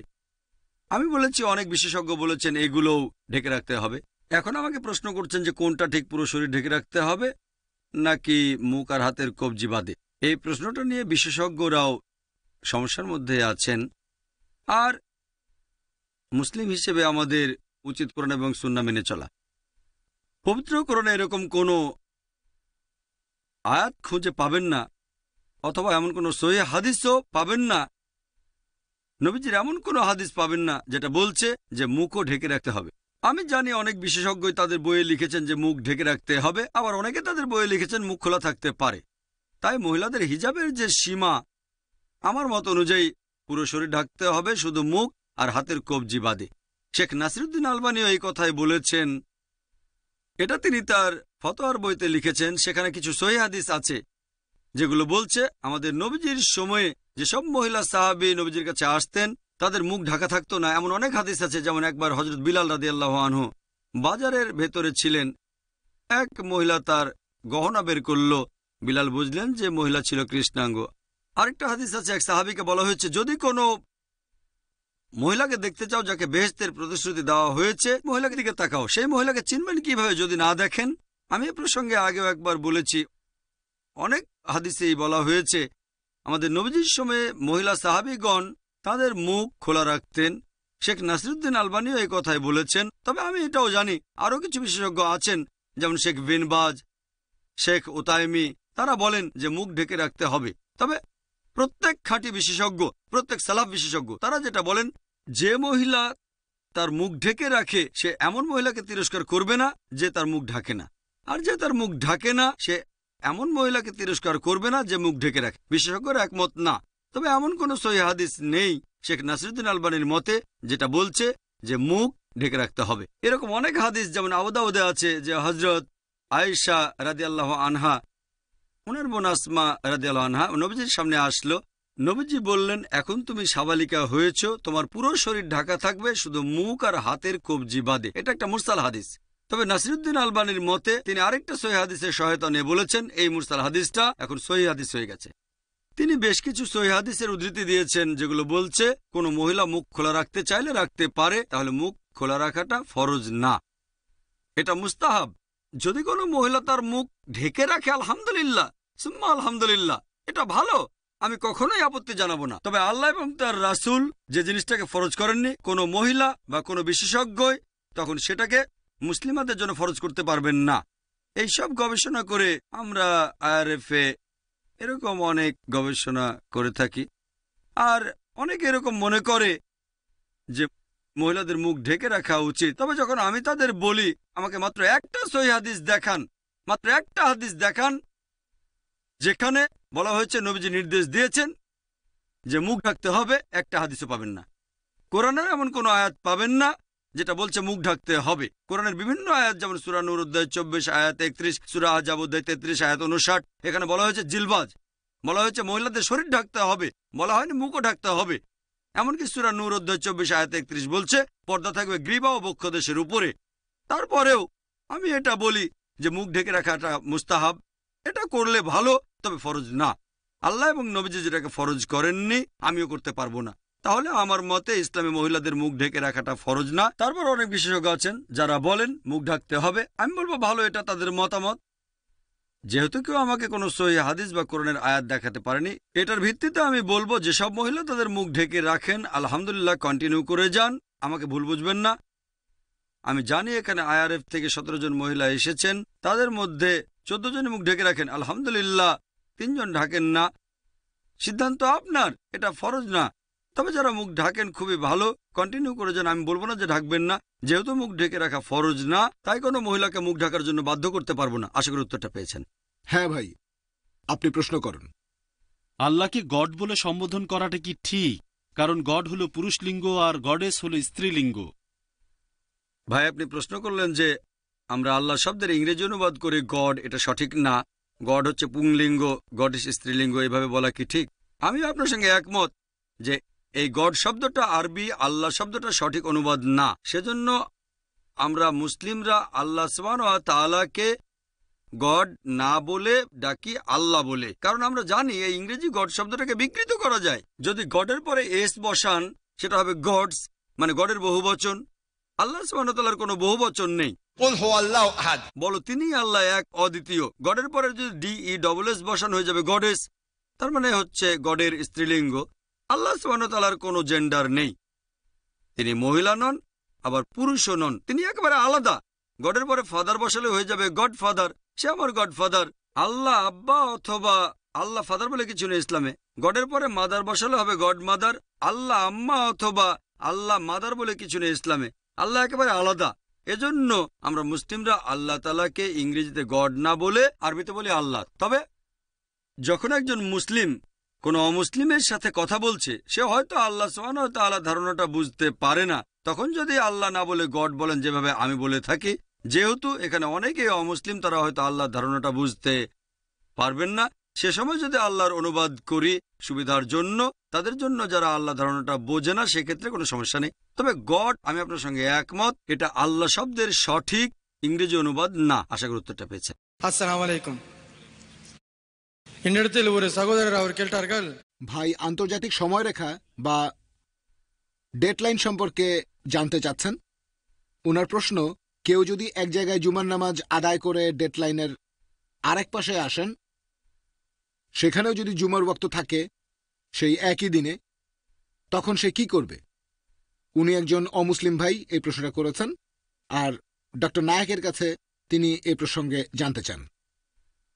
ভাই আপনি প্রশ্ন করলেন যে ধরেন একজন লোক ভ্রমণ করছে, আর ডেডলাইন বলে একটা ব্যাপার আছে, আন্তর্জাতিক তারিখ রেখা, এটা কোনো দেশের উপর দিয়ে যায়নি, সমুদ্রের উপরে একজন লোক জুমার নামাজ পড়ে ডেডলাইন অতিক্রম করলো, এভাবে অন্য পাশে চলে গেল, সেখানেও জুমার ওয়াক্ত আসলো, তখন সে কি করবে?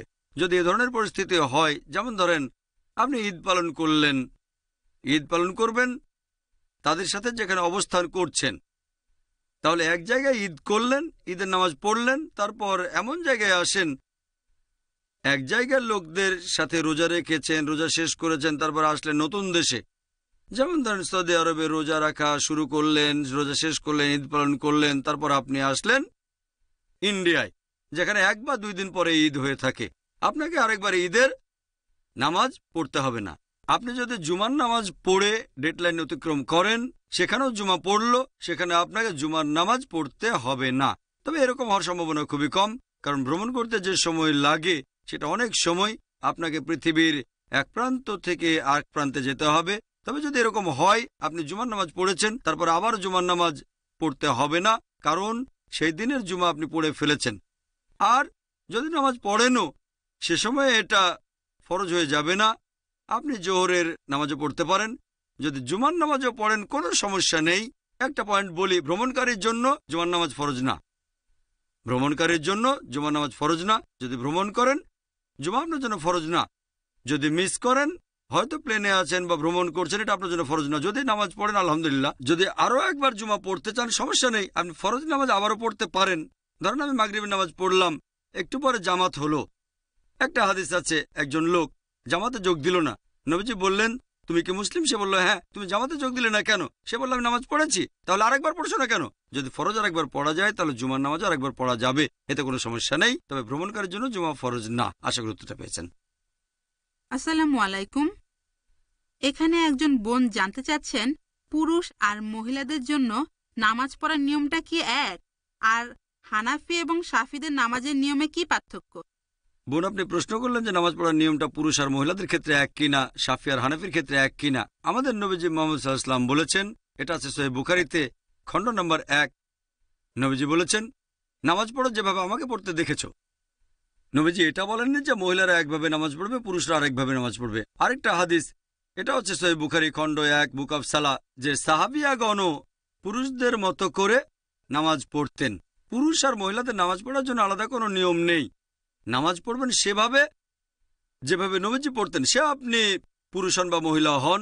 আমি জানি বাজারে এরকম কিছু বই পাওয়া যায় ইন্ডিয়া সহ সারা পৃথিবীতেই। বিভিন্ন মতবাদের লোকজন বলে মহিলাদের জন্য নামাজ পড়ার নিয়মটা আলাদা আর পুরুষদের নামাজ পড়ার নিয়ম আলাদা। এরকম কোনো হাদিস নেই। ইসলাম সম্পর্কে যদি কিছু বলেন সেখানে কোরআন বা সহিহ হাদিসের রেফারেন্স থাকতে হবে, সব সময় কোরআন এবং সহিহ হাদিস। তাহলে যখন রেফারেন্স দেবেন যে কোনো বিশেষজ্ঞ হোক, পৃথিবীর সবচেয়ে বড় বিশেষজ্ঞ, যদি তিনি কিছু বলেন প্রমাণ থাকতে হবে, কোরআন এবং সহিহ হাদিস প্রমাণ দেখাতে হবে। قل هاتوا برهانكم প্রমাণ পেশ করো ইন কুনতুম সাদিকিন। এমন কোনো হাদিস নেই বা কোরআনের আয়াত নেই যেটা বলছে যে নামাজ পড়ার নিয়মটা পুরুষ এবং মহিলাদের আলাদা। আমি জানি অনেক বিশেষজ্ঞ নিজস্ব দৃষ্টিভঙ্গি থেকে বলে থাকেন যেহেতু মহিলাদের নিরাপত্তা দরকার তারা আলাদাভাবে নামাজ পড়বে, এটা হচ্ছে তাদের দৃষ্টিভঙ্গি। কিন্তু নবীজি কখনো বলেননি নামাজ পড়বো যেভাবে নবীজি পড়তেন। এবারে হানাফি এবং শাফি মাযহাবে নামাজের নিয়ম সম্পর্কে বলি। আমি জানি এদের মধ্যে কিছু পার্থক্য আছে। হানাফিরা নামাজের সময় হাত বাঁধে নাভির নিচে, শাফিরা হাত বাঁধে বুকের উপরে, তারা তাকবীর দেয়, আমিন শব্দটা জোরে বলে। এখানেও আগের উত্তরটাই সহিহ বুখারী। নবীজি বলেছেন খণ্ড নম্বর 1 বুক অফ সালাহ, নামাজ পড়ো যেভাবে আমাকে পড়তে দেখেছো। আর এই চারজন ইমাম, ইমাম শাফি, ইমাম আহমেদ ইবনে হাম্বল, ইমাম আবু হানিফা, ইমাম মালিক, এই চারজন বিখ্যাত ইমামই বলেছেন যদি দেখো আমার কোনো ফতোয়া আল্লাহ এবং রাসূলের বিরুদ্ধে যাচ্ছে, ফতোয়া দেওয়ালে ছুঁড়ে মারো। আমি জানি আবু হানিফা রাদিয়াল্লাহু আনহু বিখ্যাত বিশেষজ্ঞ, তাকে শ্রদ্ধা করি, ভালোবাসি। মানুষে বলে যে তিনি বলেছেন যখন তোমরা নামাজ পড়বে নাভির নিচে হাত বাঁধবে। আবু দাউদে একটা হাদিস আছে, আবু দাউদ খণ্ড নম্বর 1 বুক অফ সালাহ, বলা হয়েছে নবীজি নামাজের সময় নাভির নিচে হাত বাঁধতেন। তবে এটা জয়ীফ হাদিস। ঠিক এর পরের হাদিসটাই বলছে যেটা সহিহ হাদিস, যে নবীজি হাত বাঁধতেন নাভির উপরে। আরো সহিহ হাদিস আছে সহিহ ইবনে খুজাইমা, যেটা বলছে নবীজি হাত বাঁধতেন বুকের উপরে। সহিহ হাদিস যখন বলছে নবীজি বুকের উপর হাত বাঁধতেন, নাভির নিচের হাদিসটা জয়ীফ। তাহলে নামাজ পড়ার সঠিক নিয়ম বুকের উপর হাত বাঁধা। তার মানে এই না যে ইমাম শাফির সব কথা ঠিক অথবা ইমাম আবু হানিফা তারা দুজনেই শান্তিতে থাকুন, তিনি ভুল। এরা সবাই বিখ্যাত বিশেষজ্ঞ, তাদের শ্রদ্ধা করি, তারা মহান আলেম। তবে আমরা বুঝতে পারছি না যে সেই সময়ে সব হাদিসই লিপিবদ্ধ হয়নি। আমাদের নবীজির জীবদ্দশায় কোরআন লিপিবদ্ধ হয়েছিল, এটা নিয়ে কোনো সন্দেহ নেই, নবীজির নিজস্ব তত্ত্বাবধানে। তবে হাদিস লিপিবদ্ধ করা হয়েছে নবীজির ইন্তেকালের 50 বছর পর, 100 বছর পর বা 150 বছর পরে। এই বিশেষজ্ঞগণ অনেক আগে এসেছেন। আর যেহেতু তাদের কাছে সবগুলো সহিহ হাদিস ছিল না, তারা তখন যে ফতোয়া দিয়েছেন সেগুলো তাদের তখনকার জ্ঞানের ভিত্তিতে। আমি বলবো না ইমাম আবু হানিফা রাদিয়াল্লাহু আনহু ভুল করেছেন, আমি বলবো এই সহিহ হাদিসটা ওনার কাছে পৌঁছায়নি। হতে পারে যে জয়ীফ হাদিসটা তার কাছে পৌঁছেছিল আর সেজন্য তিনি বলেছেন হাত বাঁধবে নাভির নিচে। সহিহ হাদিস হয়তো ইমাম শাফির কাছে পৌঁছেছিল, তিনি বললেন হাত বাঁধবে বুকের উপরে।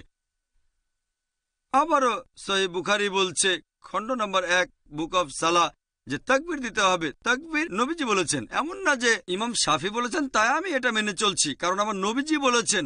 তারপর অজুর বেলায় কোরআনের একটা আয়াত আছে সূরা মাইদা অধ্যায় নম্বর 5, বলা হয়েছে কোনো মহিলাকে স্পর্শ করলে অজু ভেঙে যায়।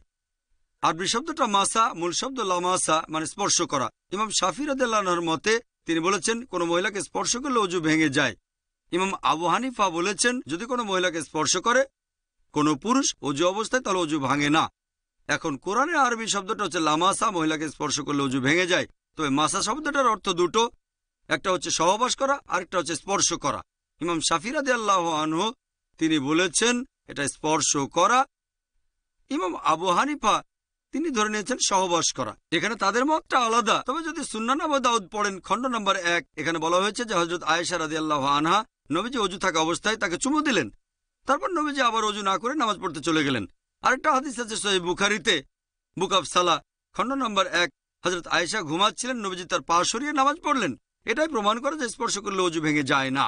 এখানে আবু হানিফা রাদিয়াল্লাহু আনহু ঠিক বলেছেন আর ইমাম শাফি, আমি বলবো না তিনি ভুল করেছেন ইচ্ছাকৃতভাবে, হাদিসটা ওনার কাছে পৌঁছায়নি। সবাই বিখ্যাত বিশেষজ্ঞ আর তারা বলেছেন দেখো যদি আমার কোনো ফতোয়া আল্লাহ এবং রাসূলের বিরুদ্ধে যাচ্ছে তোমরা আমার ফতোয়া দেওয়ালে ছুঁড়ে মারো। আমি তাই বলবো, আমি একজন পাক্কা হানাফি। আমি ডক্টর জাকির নায়েক একজন পাক্কা হানাফি। কেন? আবু হানিফা ফতোয়া দিয়েছেন নাভির নিচে হাত বাঁধবে নামাজ পড়ার সময়, কিন্তু সহিহ হাদিস বলছে বুকের উপরে। তাই আমি নামাজের সময় হাত বাঁধি বুকের উপরে, আমি একজন পাক্কা হানাফি।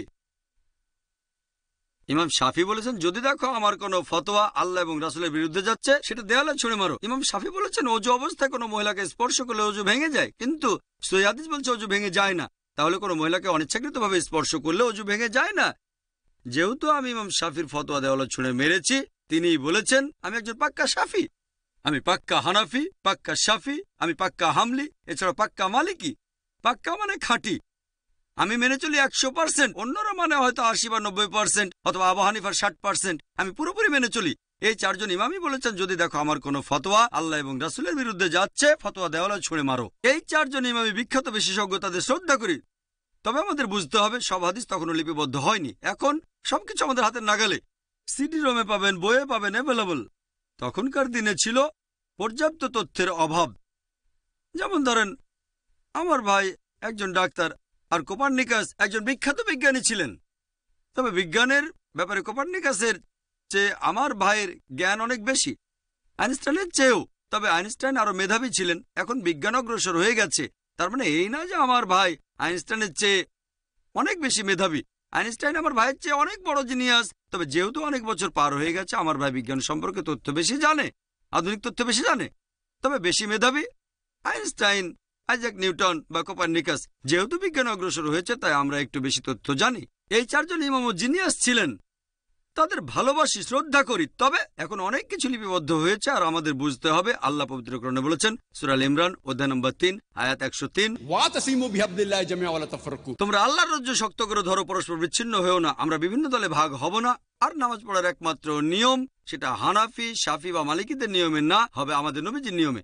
আর ইমাম আবু হানিফা রাদিয়াল্লাহু আনহু, ইমাম শাফি রাদিয়াল্লাহু আনহু বলেছেন তোমরা যদি দেখো আমার কোনো ফতোয়া আল্লাহ এবং রাসূলের বিরুদ্ধে যাচ্ছে, আমার ফতোয়া দেওয়ালে ছুঁড়ে মারো। তাহলে পাক্কা হানাফি হিসেবে সহিহ হাদিসের কথা মেনে চলবেন, পাক্কা শাফি হিসেবেও আপনি সহিহ হাদিসের কথা মেনে চলবেন। তাহলে সত্যিকারের ইসলাম মেনে চলা হবে। আশা করি উত্তরটা পেয়েছেন। আপনারা দয়া করে টপিকের সাথে প্রাসঙ্গিক প্রশ্ন করবেন। আমার নাম কুমার স্বামী হরিহরন। আমার প্রশ্ন ডক্টর জাকির নায়েকের কাছে। আমার এক বন্ধু কোরআন কিনে আমার রুমে আসলো। আমি তখন খুব আগ্রহ নিয়ে সেই বইটা একটু দেখতে গেলাম। তখন আমার বন্ধু বলল যে এটা হলো পবিত্র বই, যেহেতু এর কথাগুলো সরাসরি ঈশ্বরের বাণী, তুমি এটা ধরবে না। তখন থেকে আমার বন্ধু যদি বাড়িতেও যায়, তখন আমি সেটা স্পর্শ করি না।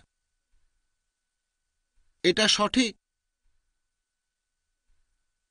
না ভুল সেটা আমি জানি না। তার কথাটা ঠিক না ভুল সেটা জানি না। আমার আরেকটা প্রশ্ন আছে। আমার আরেক বন্ধু, সে তখন ঈদের ছুটিতে বাড়ি যাচ্ছিল। সে বলল যে হরিহরন আমি বাড়ি যাচ্ছি। তখন আমি আবেগের বশে তাকে জড়িয়ে ধরতে গেলাম। তখন সে বলল না, আমরা কোলাকুলি করব না। আমি বললাম আজকের দিনে কি কোলাকুলি করা নিষেধ? আমি জানতাম না, তাই জিজ্ঞাসা করেছিলাম যে আজকের দিনে কি কোলাকুলি করা নিষেধ? সে বলল না, তুমি কখনোই মুসলিমদের সাথে কোলাকুলি করবে না। এই কথাটা আরেক বন্ধুকে জিজ্ঞাসা করেছিলাম। সে বলেছিল যে না, এটা ভুল কথা, আমরা কোলাকুলি করতে পারবো। সেই সময় থেকেই যখনই মুসলিমদের সাথে কোলাকুলি করি, তখন নিজেকে দোষী মনে হয়। হয়তো আমি ভুল করছি। এই ব্যাপারে আপনি কিছু বলবেন? ভাই, এখানে দুটো গুরুত্বপূর্ণ প্রশ্ন করেছেন, দুটো বড় ভুল ধারণা। আপনার প্রথম প্রশ্নটা ছিল আপনি যখন কোরআন ধরতে গিয়েছিলেন, আপনার বন্ধু বলেছিল না কোরআন ধরতে পারবে না, এটা সর্বশক্ত ঈশ্বরের বাণী।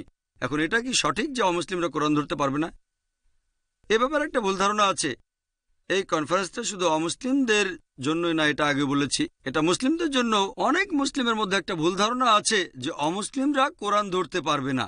এই ভুল ধারণার কারণ হলো পবিত্র কোরআনের একটা আয়াত, সূরা ওয়াকিয়া অধ্যায় নম্বর 56 আয়াত 77 থেকে 80। বলা হয়েছে এই কোরআন অবতীর্ণ করেছেন আল্লাহ সুবহানাহু ওয়া তাআলা, এটা কেউ স্পর্শ করবে না তারা ব্যতীত যারা পূত পবিত্র।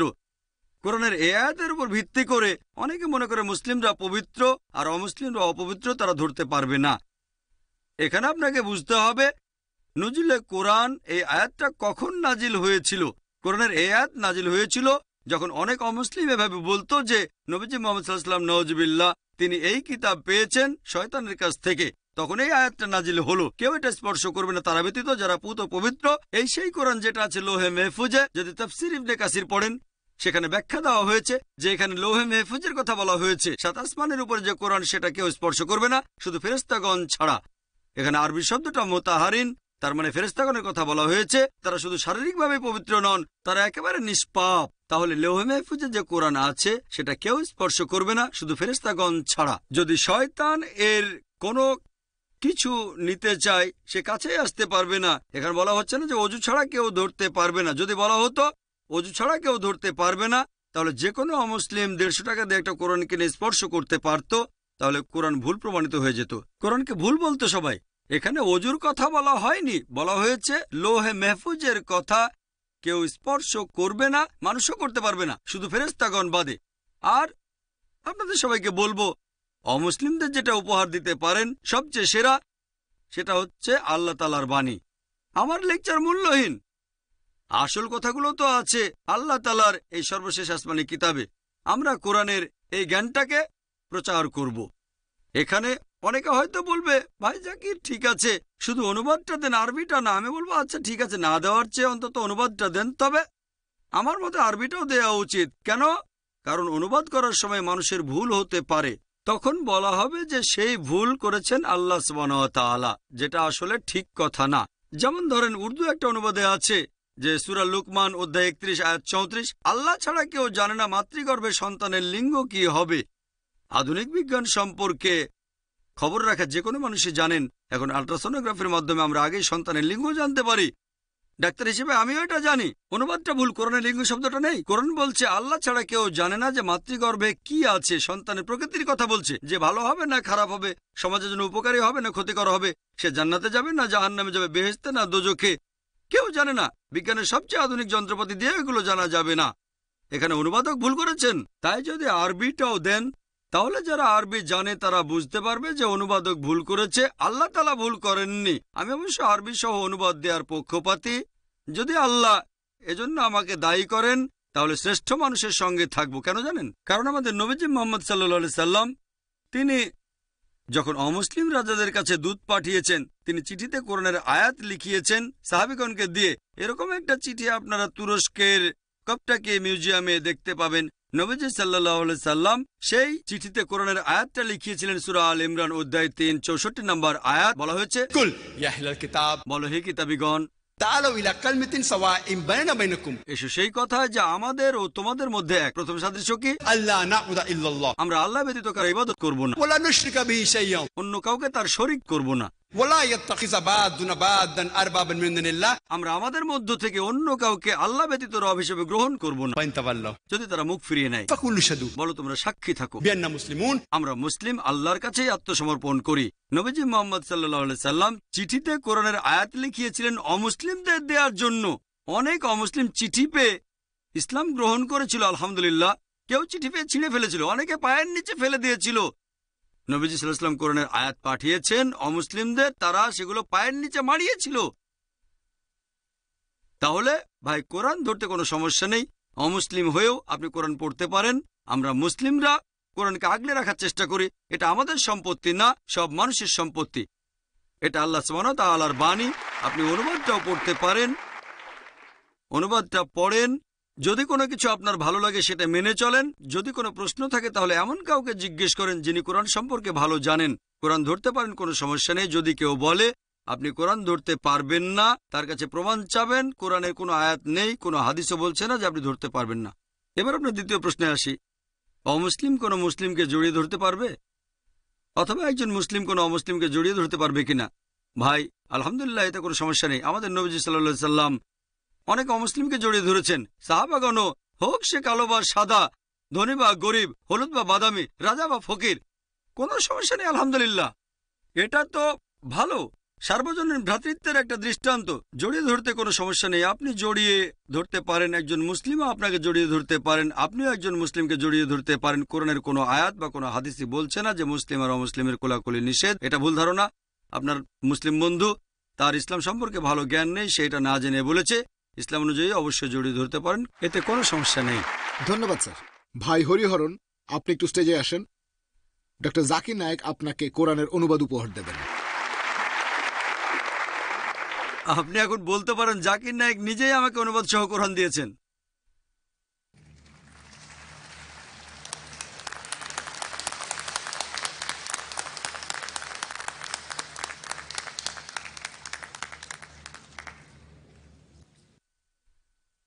আমাদের সময় প্রায় শেষ, আর একটা প্রশ্নের পর ইনশাল্লাহ আমরা অনুষ্ঠান শেষ করব। আসসালামু আলাইকুম, আমার নাম শাকিল আহমেদ। মনে করেন এই বছর আমার কাছে 100 গ্রাম সোনা আছে, আর এই বছরের জাকাত দিলাম। এই 100 গ্রাম সোনা পরের বছরও আমার সাথে থাকলো। পরের বছরে অন্যান্য ইনকামের পাশাপাশি এই 100 গ্রাম সোনার উপরেও কি আমাকে জাকাত দিতে হবে? ভাই একটা প্রশ্ন করলেন, শুধু মাদ্রাজের মানুষই করতে পারে, চেন্নাইয়ের অন্য কোথাও না। আমি জানি অনেকে ভুল ধারণা থেকে এটা বলেন যে যদি এই বছরে আপনি জাকাত দেন পরের বছর জাকাত দেওয়া লাগবে না। এমন হাদিস নেই। উল্টো নবীজি সাল্লাল্লাহু সাল্লাম বলেছেন, এমন অনেক সহিহ হাদিস আছে যেগুলো বলছে আপনি জাকাত দেবেন মোট 2.5%, যেটা নিসাব লেভেলের উপরে 85 গ্রাম স্বর্ণের উপরে আছে। এছাড়াও আরো আছে যে হযরত ওমর রাদিয়াল্লাহু আনহু বলেছেন, যারা এখনো জাকাত দেয়নি আমি তাদের জাকাত দেয়া নিশ্চিত করব। তারা আগের বছর জাকাত দিয়েছে। অনেক সহিহ হাদিসও আছে, যেমন সহিহ বুখারীতে আছে হযরত ওমর রাদিয়াল্লাহু আনহু বলেছেন, যারা আবার জাকাত দেয়নি, আবার মানে তারা তো আগে দিয়েছে। আর এই ভুল ধারণাটার উপর ডক্টর বিলাল ফিলিপস একটা বই লিখেছেন। তিনি সেই বইটাতে প্রমাণ করে দেখিয়েছেন যে আপনাকে জাকাত দিতে হবে প্রত্যেক বছরে। যদি সোনাটা হারিয়ে ফেলেন, কাছে না থাকে, তাহলে দিতে হবে না। যদি কাছে থাকে প্রত্যেক হিজরি বছরে, এটা প্রত্যেক হিজরি বছরে যদি এক বছর আপনার কাছে থাকে কমপক্ষে জাকাত দেবেন। যদি পরের বছরও সেটা আপনার কাছে থাকে আবারও দিতে হবে। প্রত্যেক হিজরি বছরে নিসাব লেভেলের উদ্বৃত্তের 2.5% জাকাত দিতে হবে। আশা করি উত্তরটা পেয়েছেন। এবারে মহিলাদের মধ্য থেকে মহিলা, প্লিজ, অনেকে অপেক্ষা করছেন। আসসালামু আলাইকুম। আপনি বললেন যে ইসলামে মহিলাদের গুরুত্ব অনেক বেশি, তাহলে তাদের কেন পুরুষদের সাথে মেলামেশা করতে দেওয়া হচ্ছে না? বর্তমানের পৃথিবীতে প্রতিযোগিতা অনেক বেশি, তাহলে মহিলারা পুরুষদের সাথে মেলামেশা না করে কিভাবে বিভিন্ন প্রতিযোগিতামূলক পরীক্ষায় অংশ নেবে? বোন প্রশ্ন করলেন, এখনকার দিনে প্রতিযোগিতা অনেক, পুরুষদের সাথে না মিশে মহিলারা কিভাবে প্রতিযোগিতা করবে? বোন, ইসলাম ধর্ম মহিলাদের অনেক সম্মান দিয়েছে। মুহাম্মদ সাল্লাল্লাহু আলাইহি সাল্লাম এখানে প্রধান ভূমিকা নিয়েছেন।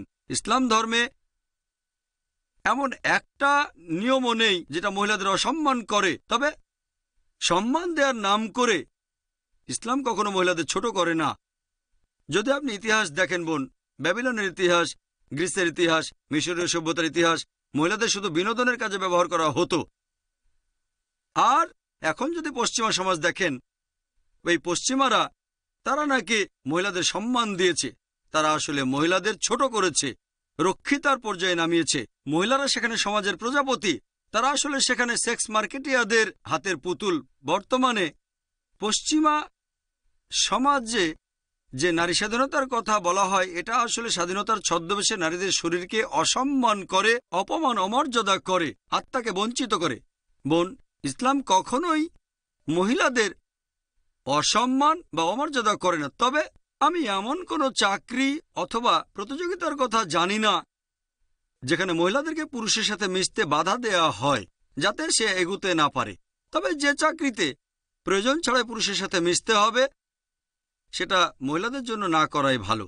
আমার জানা মতে ভালো চাকরিগুলোর একটাও মহিলাদেরকে বাধা দেয় না, ভদ্রতা বজায় থাকবে। যদি সেই চাকরি সেটা যদি আপনাকে হিজাব পালনে বাধা দেয়, হিজাব মানে শুধুমাত্র পোশাকের হিজাব না, যেভাবে কথা বলেন, ব্যবহার করেন, যেভাবে চিন্তা করেন, সবকিছু হিজাবের মধ্যে আছে। পোশাকের হিজাবের কথা সেটা নিয়ে আমি আগেই বলেছি।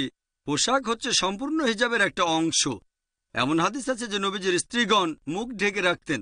তবে নবীজির সব কাজ আমাদের জন্য ফরজ না, সেটা ছিল নবীজির স্ত্রীগণের জন্য। তারা হলেন উম্মুল মুমিনিন, বিশ্বাসীদের মা।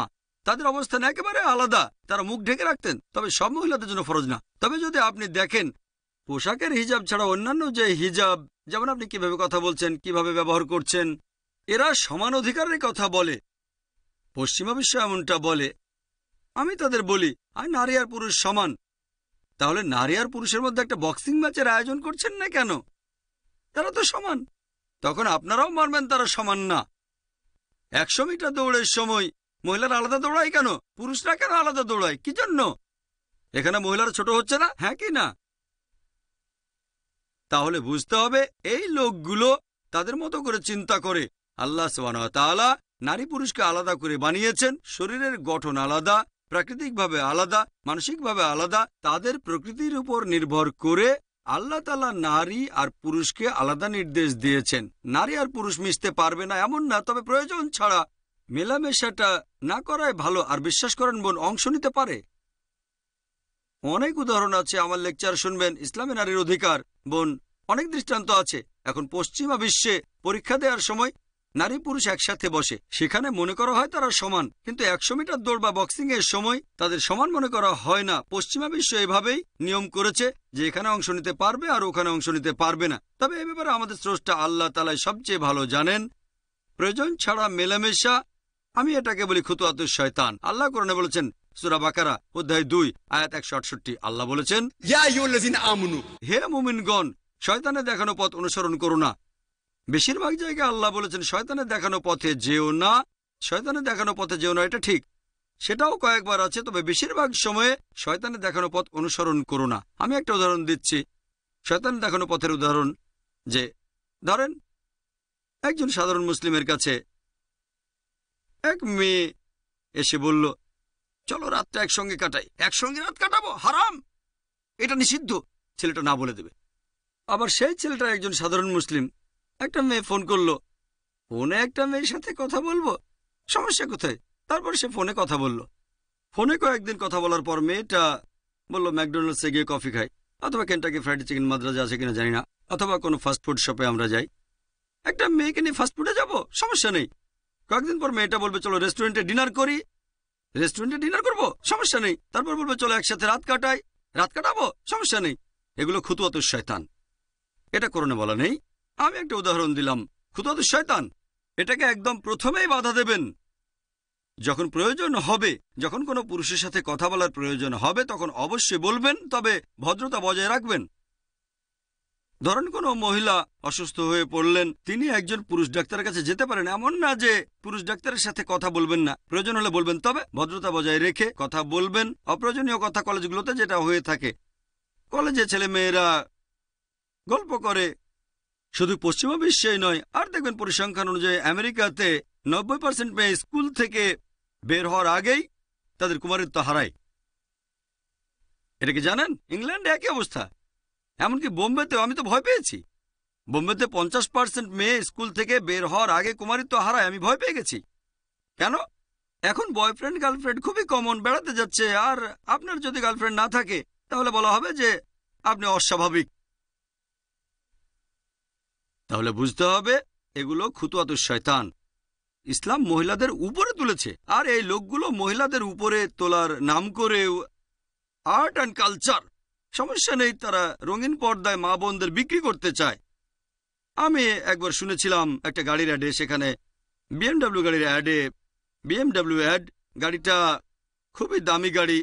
এরকম দামি গাড়ি হচ্ছে মার্সিডিজ বেঞ্জ অথবা মার্ক, খুবই বিখ্যাত গাড়ি, কম বয়সীদের পছন্দ BMW। এই গাড়ির একটা অ্যাডে শুনেছিলাম একটা মেয়ে বিকিনি পরে গাড়ির সামনে দাঁড়িয়ে আছে, লেখা আছে এখনই চালানো শুরু করুন। মেয়েটাকে না গাড়িটাকে? তারা কি করছে? তাদের মেয়েদের বিক্রি করছে, তাদের বোনদের বিক্রি করছে। আমরা মুসলিমরা এটা করি না। মহিলাদের উপরে তোলার নাম করে আমরা মেয়েদের বিক্রি করি না, আমাদের বোনদের বিক্রি করি না, তাদের শ্রদ্ধা করি, তাদের ভালোবাসি, তাদের সম্মান করি। এজন্য বলছি বোন, মহিলাদের ইসলাম ছোট করে না, তাদের উপরে তোলে। আশা করি উত্তরটা পেয়েছেন। আমার নাম আব্দুল কুদ্দুস। আপনার কাছে আমার প্রশ্ন হলো, রাসূল সাল্লাল্লাহু আলাইহি সাল্লাম তিনি অনেক হাদিসে বলেছেন যে কবরের মধ্যে মৃতদেহকে শাস্তি দেয়া হবে, তার মানে গোর আযাব। কিন্তু যাদের মৃতদেহ কবর দেয়া হয়নি তারা কোন ধরনের শাস্তি পাবে? তারা সেটা কিভাবে পাবে আর কোথায় পাবে? আসসালামু আলাইকুম। ভাই প্রশ্ন করলেন যে নবীজি মোহাম্মদ সাল্লাল্লাহু আলাইহি সাল্লামের হাদিসে আছে যে কবরে শাস্তি হবে, যেটা গোর আযাব, কবরে মৃতদেহ শাস্তি পাবে। এটাকে বলা হয় বারজাক। বারজাক মানে মধ্যবর্তী সময়টা, মারা যাওয়ার পরে আর পুনরুত্থানের আগে, সেটাই বারজাক, মধ্যবর্তী সময়। যাদের কবর দেওয়া হবে না তাদের কি হবে? এখানে নবীজি যখন বলেছেন কবর, তার মানে মৃত্যুর পরে আর পুনরুত্থানের আগে। যদি কেউ পানিতে ডুবে মারা যায় তার তো কবর হবে না। কেউ যদি পুড়ে মারা যায় আগুনের মধ্যে, অথবা অন্য ধর্মের অনুসারী মারা গেল, এইসব ক্ষেত্রেও পুনরুত্থান হওয়ার আগে, মারা যাওয়ার পরে, পুনরুত্থানের আগে যদি আল্লাহ শাস্তি দিতে চান সে শাস্তি পাবে, যদি আল্লাহ পুরস্কার দিতে চান পুরস্কার পাবে। ব্যাপারটা এমন না যে তার শরীরটা মাটির নিচেই থাকতে হবে আর তাহলেই সে শাস্তি পাবে, শরীর না থাকলেও হবে। আর চূড়ান্ত বিচার হবে রোজ কিয়ামতের দিন। আল্লাহ পবিত্র কোরআনে বলেছেন সূরা আল ইমরান অধ্যায় নম্বর 3 আয়াত 185, আল্লাহ বলেছেন কুল্লু নাফসিন যায়কাতুল মউত, সকল জীবী মৃত্যুর স্বাদ গ্রহণ করবে, তবে চূড়ান্ত বিচার হবে কিয়ামতের দিনে। পৃথিবীর এই জীবনটা একটা পরকালের জন্য পরীক্ষা, এটা আছে পবিত্র কোরআনের সূরা মুলক অধ্যায় 67 আয়াত 2। তবে পৃথিবীতে আংশিক শাস্তি পেতে পারেন, নাও পেতে পারেন, আংশিক পুরস্কার পেতে পারেন, নাও পারেন, বারজাখের সময় পেতে পারেন, তবে একেবারে চূড়ান্ত বিচার, একেবারে চূড়ান্ত রায় সেটা পাবেন পুনরুত্থানের পর। এটাই হবে একেবারে শেষ বিচার। তিনি মালিক ইয়াউমিদ্দিন, তিনি শেষ বিচার দিবসের মালিক। আশা করি উত্তরটা পেয়েছেন। হ্যাঁ ভাই, প্রথমে আপনার পরিচয় দেন। আমি এনএসকে, ব্যাঙ্গালোর থেকে এসেছি, কর্ণাটকা। আমি শান্তি চাই, আর আমি মুসলিমদের ভালোবাসি। আর ইন্ডিয়ার মতো একটা দেশে অনেক ধর্মের অনুসারী, আমরা সবাই একসাথে থাকব, শান্তিতে থাকব, ভাইয়ের মতো থাকব। তবে বর্তমান সময়ের এই প্রেক্ষাপটে আপনি এ সম্পর্কে কি কিছু বলবেন? ডক্টর জাকিরের কাছে এটা আমার অনুরোধ। ভাই, আপনার পরিচয়টা দেবেন, আপনার নামটা? আমি এনএসকে, ব্যাঙ্গালোর থেকে এসেছি, কর্ণাটকা, সমাজকর্মী। আসলে উনি কর্ণাটকের এমএলএ। ভাই, আমরাও আপনাকে ভালোবাসি, ভালোবাসি আপনাকেও। ভাই প্রশ্ন করলেন বর্তমানে এই সংঘাতময় সময়ের প্রেক্ষাপটে ভ্রাতৃত্বের জন্য আমি কি বলবো।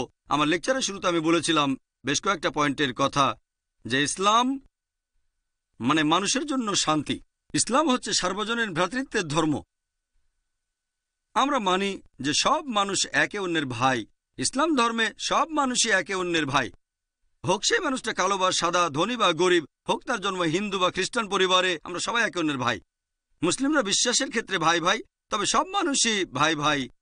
আর এই ভ্রাতৃত্বের জন্য আগেও বলেছি যে সবচেয়ে সেরা যে ফর্মুলাটা, যেটার মাধ্যমে পৃথিবীর সব মানুষ একতাবদ্ধ হতে পারি, যদি মেনে নেই যে আমাদের স্রষ্টা, আমাদের প্রভু, আমাদের ঈশ্বর মাত্র একজন। আর এই কথাটা শুধু কোরআনেই বলা হয়নি, পৃথিবীর প্রধান সব ধর্মগ্রন্থে এটা বলা আছে। যদি হিন্দু ধর্মের গ্রন্থগুলো পড়েন, ভগবদ্গীতায় উল্লেখ করা হয়েছে অধ্যায় নম্বর 7 20 নম্বর অনুচ্ছেদ, বলা হয়েছে যে সব মানুষের বিচার বুদ্ধিকে জাগতিক আশা আকাঙ্ক্ষা কেড়ে নিয়েছে, তারা নকল ঈশ্বরের পূজা করে। এরপর আছে ছান্দোক্য উপনিষদে অধ্যায় নম্বর 6 2 নম্বর অনুচ্ছেদের 1 নম্বর পরিচ্ছেদ, বলা হয়েছে একম এবিদিত্যম। এই সংস্কৃত উদ্ধৃতিটির মানে ঈশ্বর কেবলমাত্র একজন, দ্বিতীয় কেউ নেই। এরপর শ্বেতাশ্বতর উপনিষদে আছে 6 নম্বর অধ্যায়ের 9 নম্বর অনুচ্ছেদে, বলা হয়েছে মহান ঈশ্বরের কোনো বাবা মা নেই, তার কোনো প্রভু নেই, মহান ঈশ্বরের কোনো মা নেই, তার কোনো বাবা নেই, তার উপরে আর কেউ নেই। এরপর আরো আছে যজুর্বেদ 32 নম্বর অধ্যায়ের 3 নম্বর অনুচ্ছেদ, মহান ঈশ্বরের সমতুল্য কিছু নেই, তার কোনো প্রতিমূর্তি নেই। আর হিন্দু ধর্মগ্রন্থের ব্রহ্মসূত্র বলছে एकम ब्राह्म दूसरे नास्ते निया नास्ते किंचन, भगवान एक ही है, दूसरा नहीं है, नहीं है, नहीं है, जरा भी नहीं है। ঈশ্বর কেবলমাত্র একজন, দ্বিতীয় কেউ নেই, আর কেউ নেই, আর কেউ নেই, কোথাও কেউ নেই। পবিত্র কোরআনে একই কথা উল্লেখ করা হয়েছে। সূরা ইখলাস অধ্যায় নম্বর 112 আয়াত 1 থেকে 4 বলা হয়েছে কুল হুয়াল্লাহু আহাদ, বলো তিনি আল্লাহ এক এবং অদ্বিতীয়। আল্লাহুস সামাদ, আল্লাহ অবিনশ্বর ও চিরস্থায়ী। লাম ইয়ালিদ ওয়া লাম ইউলাদ, তিনি জন্ম নেননি, কাউকে জন্ম দেননি, ওয়া লাম ইয়াকুল লাহু কুফুয়ান আহাদ, তার সমতুল্য কিছুই নেই। ভাই, এই কথাটা খ্রিস্টান ধর্মে বলা হয়েছে, আমি বাইবেল থেকে উদ্ধৃতি দিতে পারি, শিখ ধর্মগ্রন্থ থেকে উদ্ধৃতি দিতে পারি। সব ধর্মগ্রন্থে বলছে ঈশ্বর একজন, ঈশ্বরের কোনো প্রতিমূর্তি নেই, শুধুমাত্র তার ইবাদত করব, তার কোনো ছেলে নেই, ঈশ্বরের কোনো মা নেই, তার কোনো বাবা নেই। যদি সব মানুষ এটা বুঝতে পারে আমাদের ঈশ্বর, আমাদের স্রষ্টা একজন, তাহলে সত্যিকারের ভ্রাতৃত্ব অর্জন করব। এছাড়া অন্য কোনো ফর্মুলা নেই। আমি আগে আমার লেকচারে বলেছি, আর কারিও তেলাওয়াত করেছিলেন, সূরা হুজুরাত অধ্যায় 49 আয়াত 13 বলা হয়েছে ইয়া আইয়ুহান নাসু ইন্না খালাকনাকুম মিন যাকরিন ওয়া উনসা ওয়া জাআলনাকুম শুউবান ওয়া কাবাইলা লিতাআরাফু ইন্না আকরামাকুম ইনদাল্লাহি আতকাকুম ইন্নাল্লাহা আলিমুন খাবীর। যার মানে হে মানুষ জাতি, আমি তোমাদের সৃষ্টি করেছি একজোড়া পুরুষ ও নারী হতে, তারপর বিভিন্ন জাতীয় গোত্রে বিভক্ত করেছি, যাতে করে একে অন্যের সাথে পরিচিত হতে পারো। এমন না যে একে অন্যকে ঘৃণা করবে। আর আল্লাহর কাছে সবচেয়ে মর্যাদা সম্পন্ন সেই ব্যক্তি যে ব্যক্তির রয়েছে তাকওয়া। বিচার করার মানদণ্ডটা সেটা লিঙ্গ না, গায়ের রং না, এটা গোত্র না, ধন সম্পদ না। মানদণ্ডটা আল্লাহকে মানা, এটা ধার্মিকতা, এটা ন্যায়নিষ্ঠতা। তাহলে সবাইকে বুঝতে হবে যে আমাদের পূর্বপুরুষ এক, আমরা সবাই একে অন্যের ভাই। এখন কি করব? আমরা অন্য ধর্মগ্রন্থগুলো পড়ে দেখব, সাদৃশ্যগুলো মেনে নেব। আর পবিত্র কোরআন বলছে, সূরা আল ইমরান অধ্যায় নম্বর 3 আয়াত 64 বলা হয়েছে, تعالوا إلى كلمة سواء بيننا وبينكم এসো সেই কথায় যা আমাদের ও তোমাদের মধ্যে এক। প্রথম সাদৃশ্যটা কি? ألا نعبد إلا الله। আমরা আল্লাহ ব্যতীত কারো ইবাদত করব না। আশা করি উত্তরটা পেয়েছেন।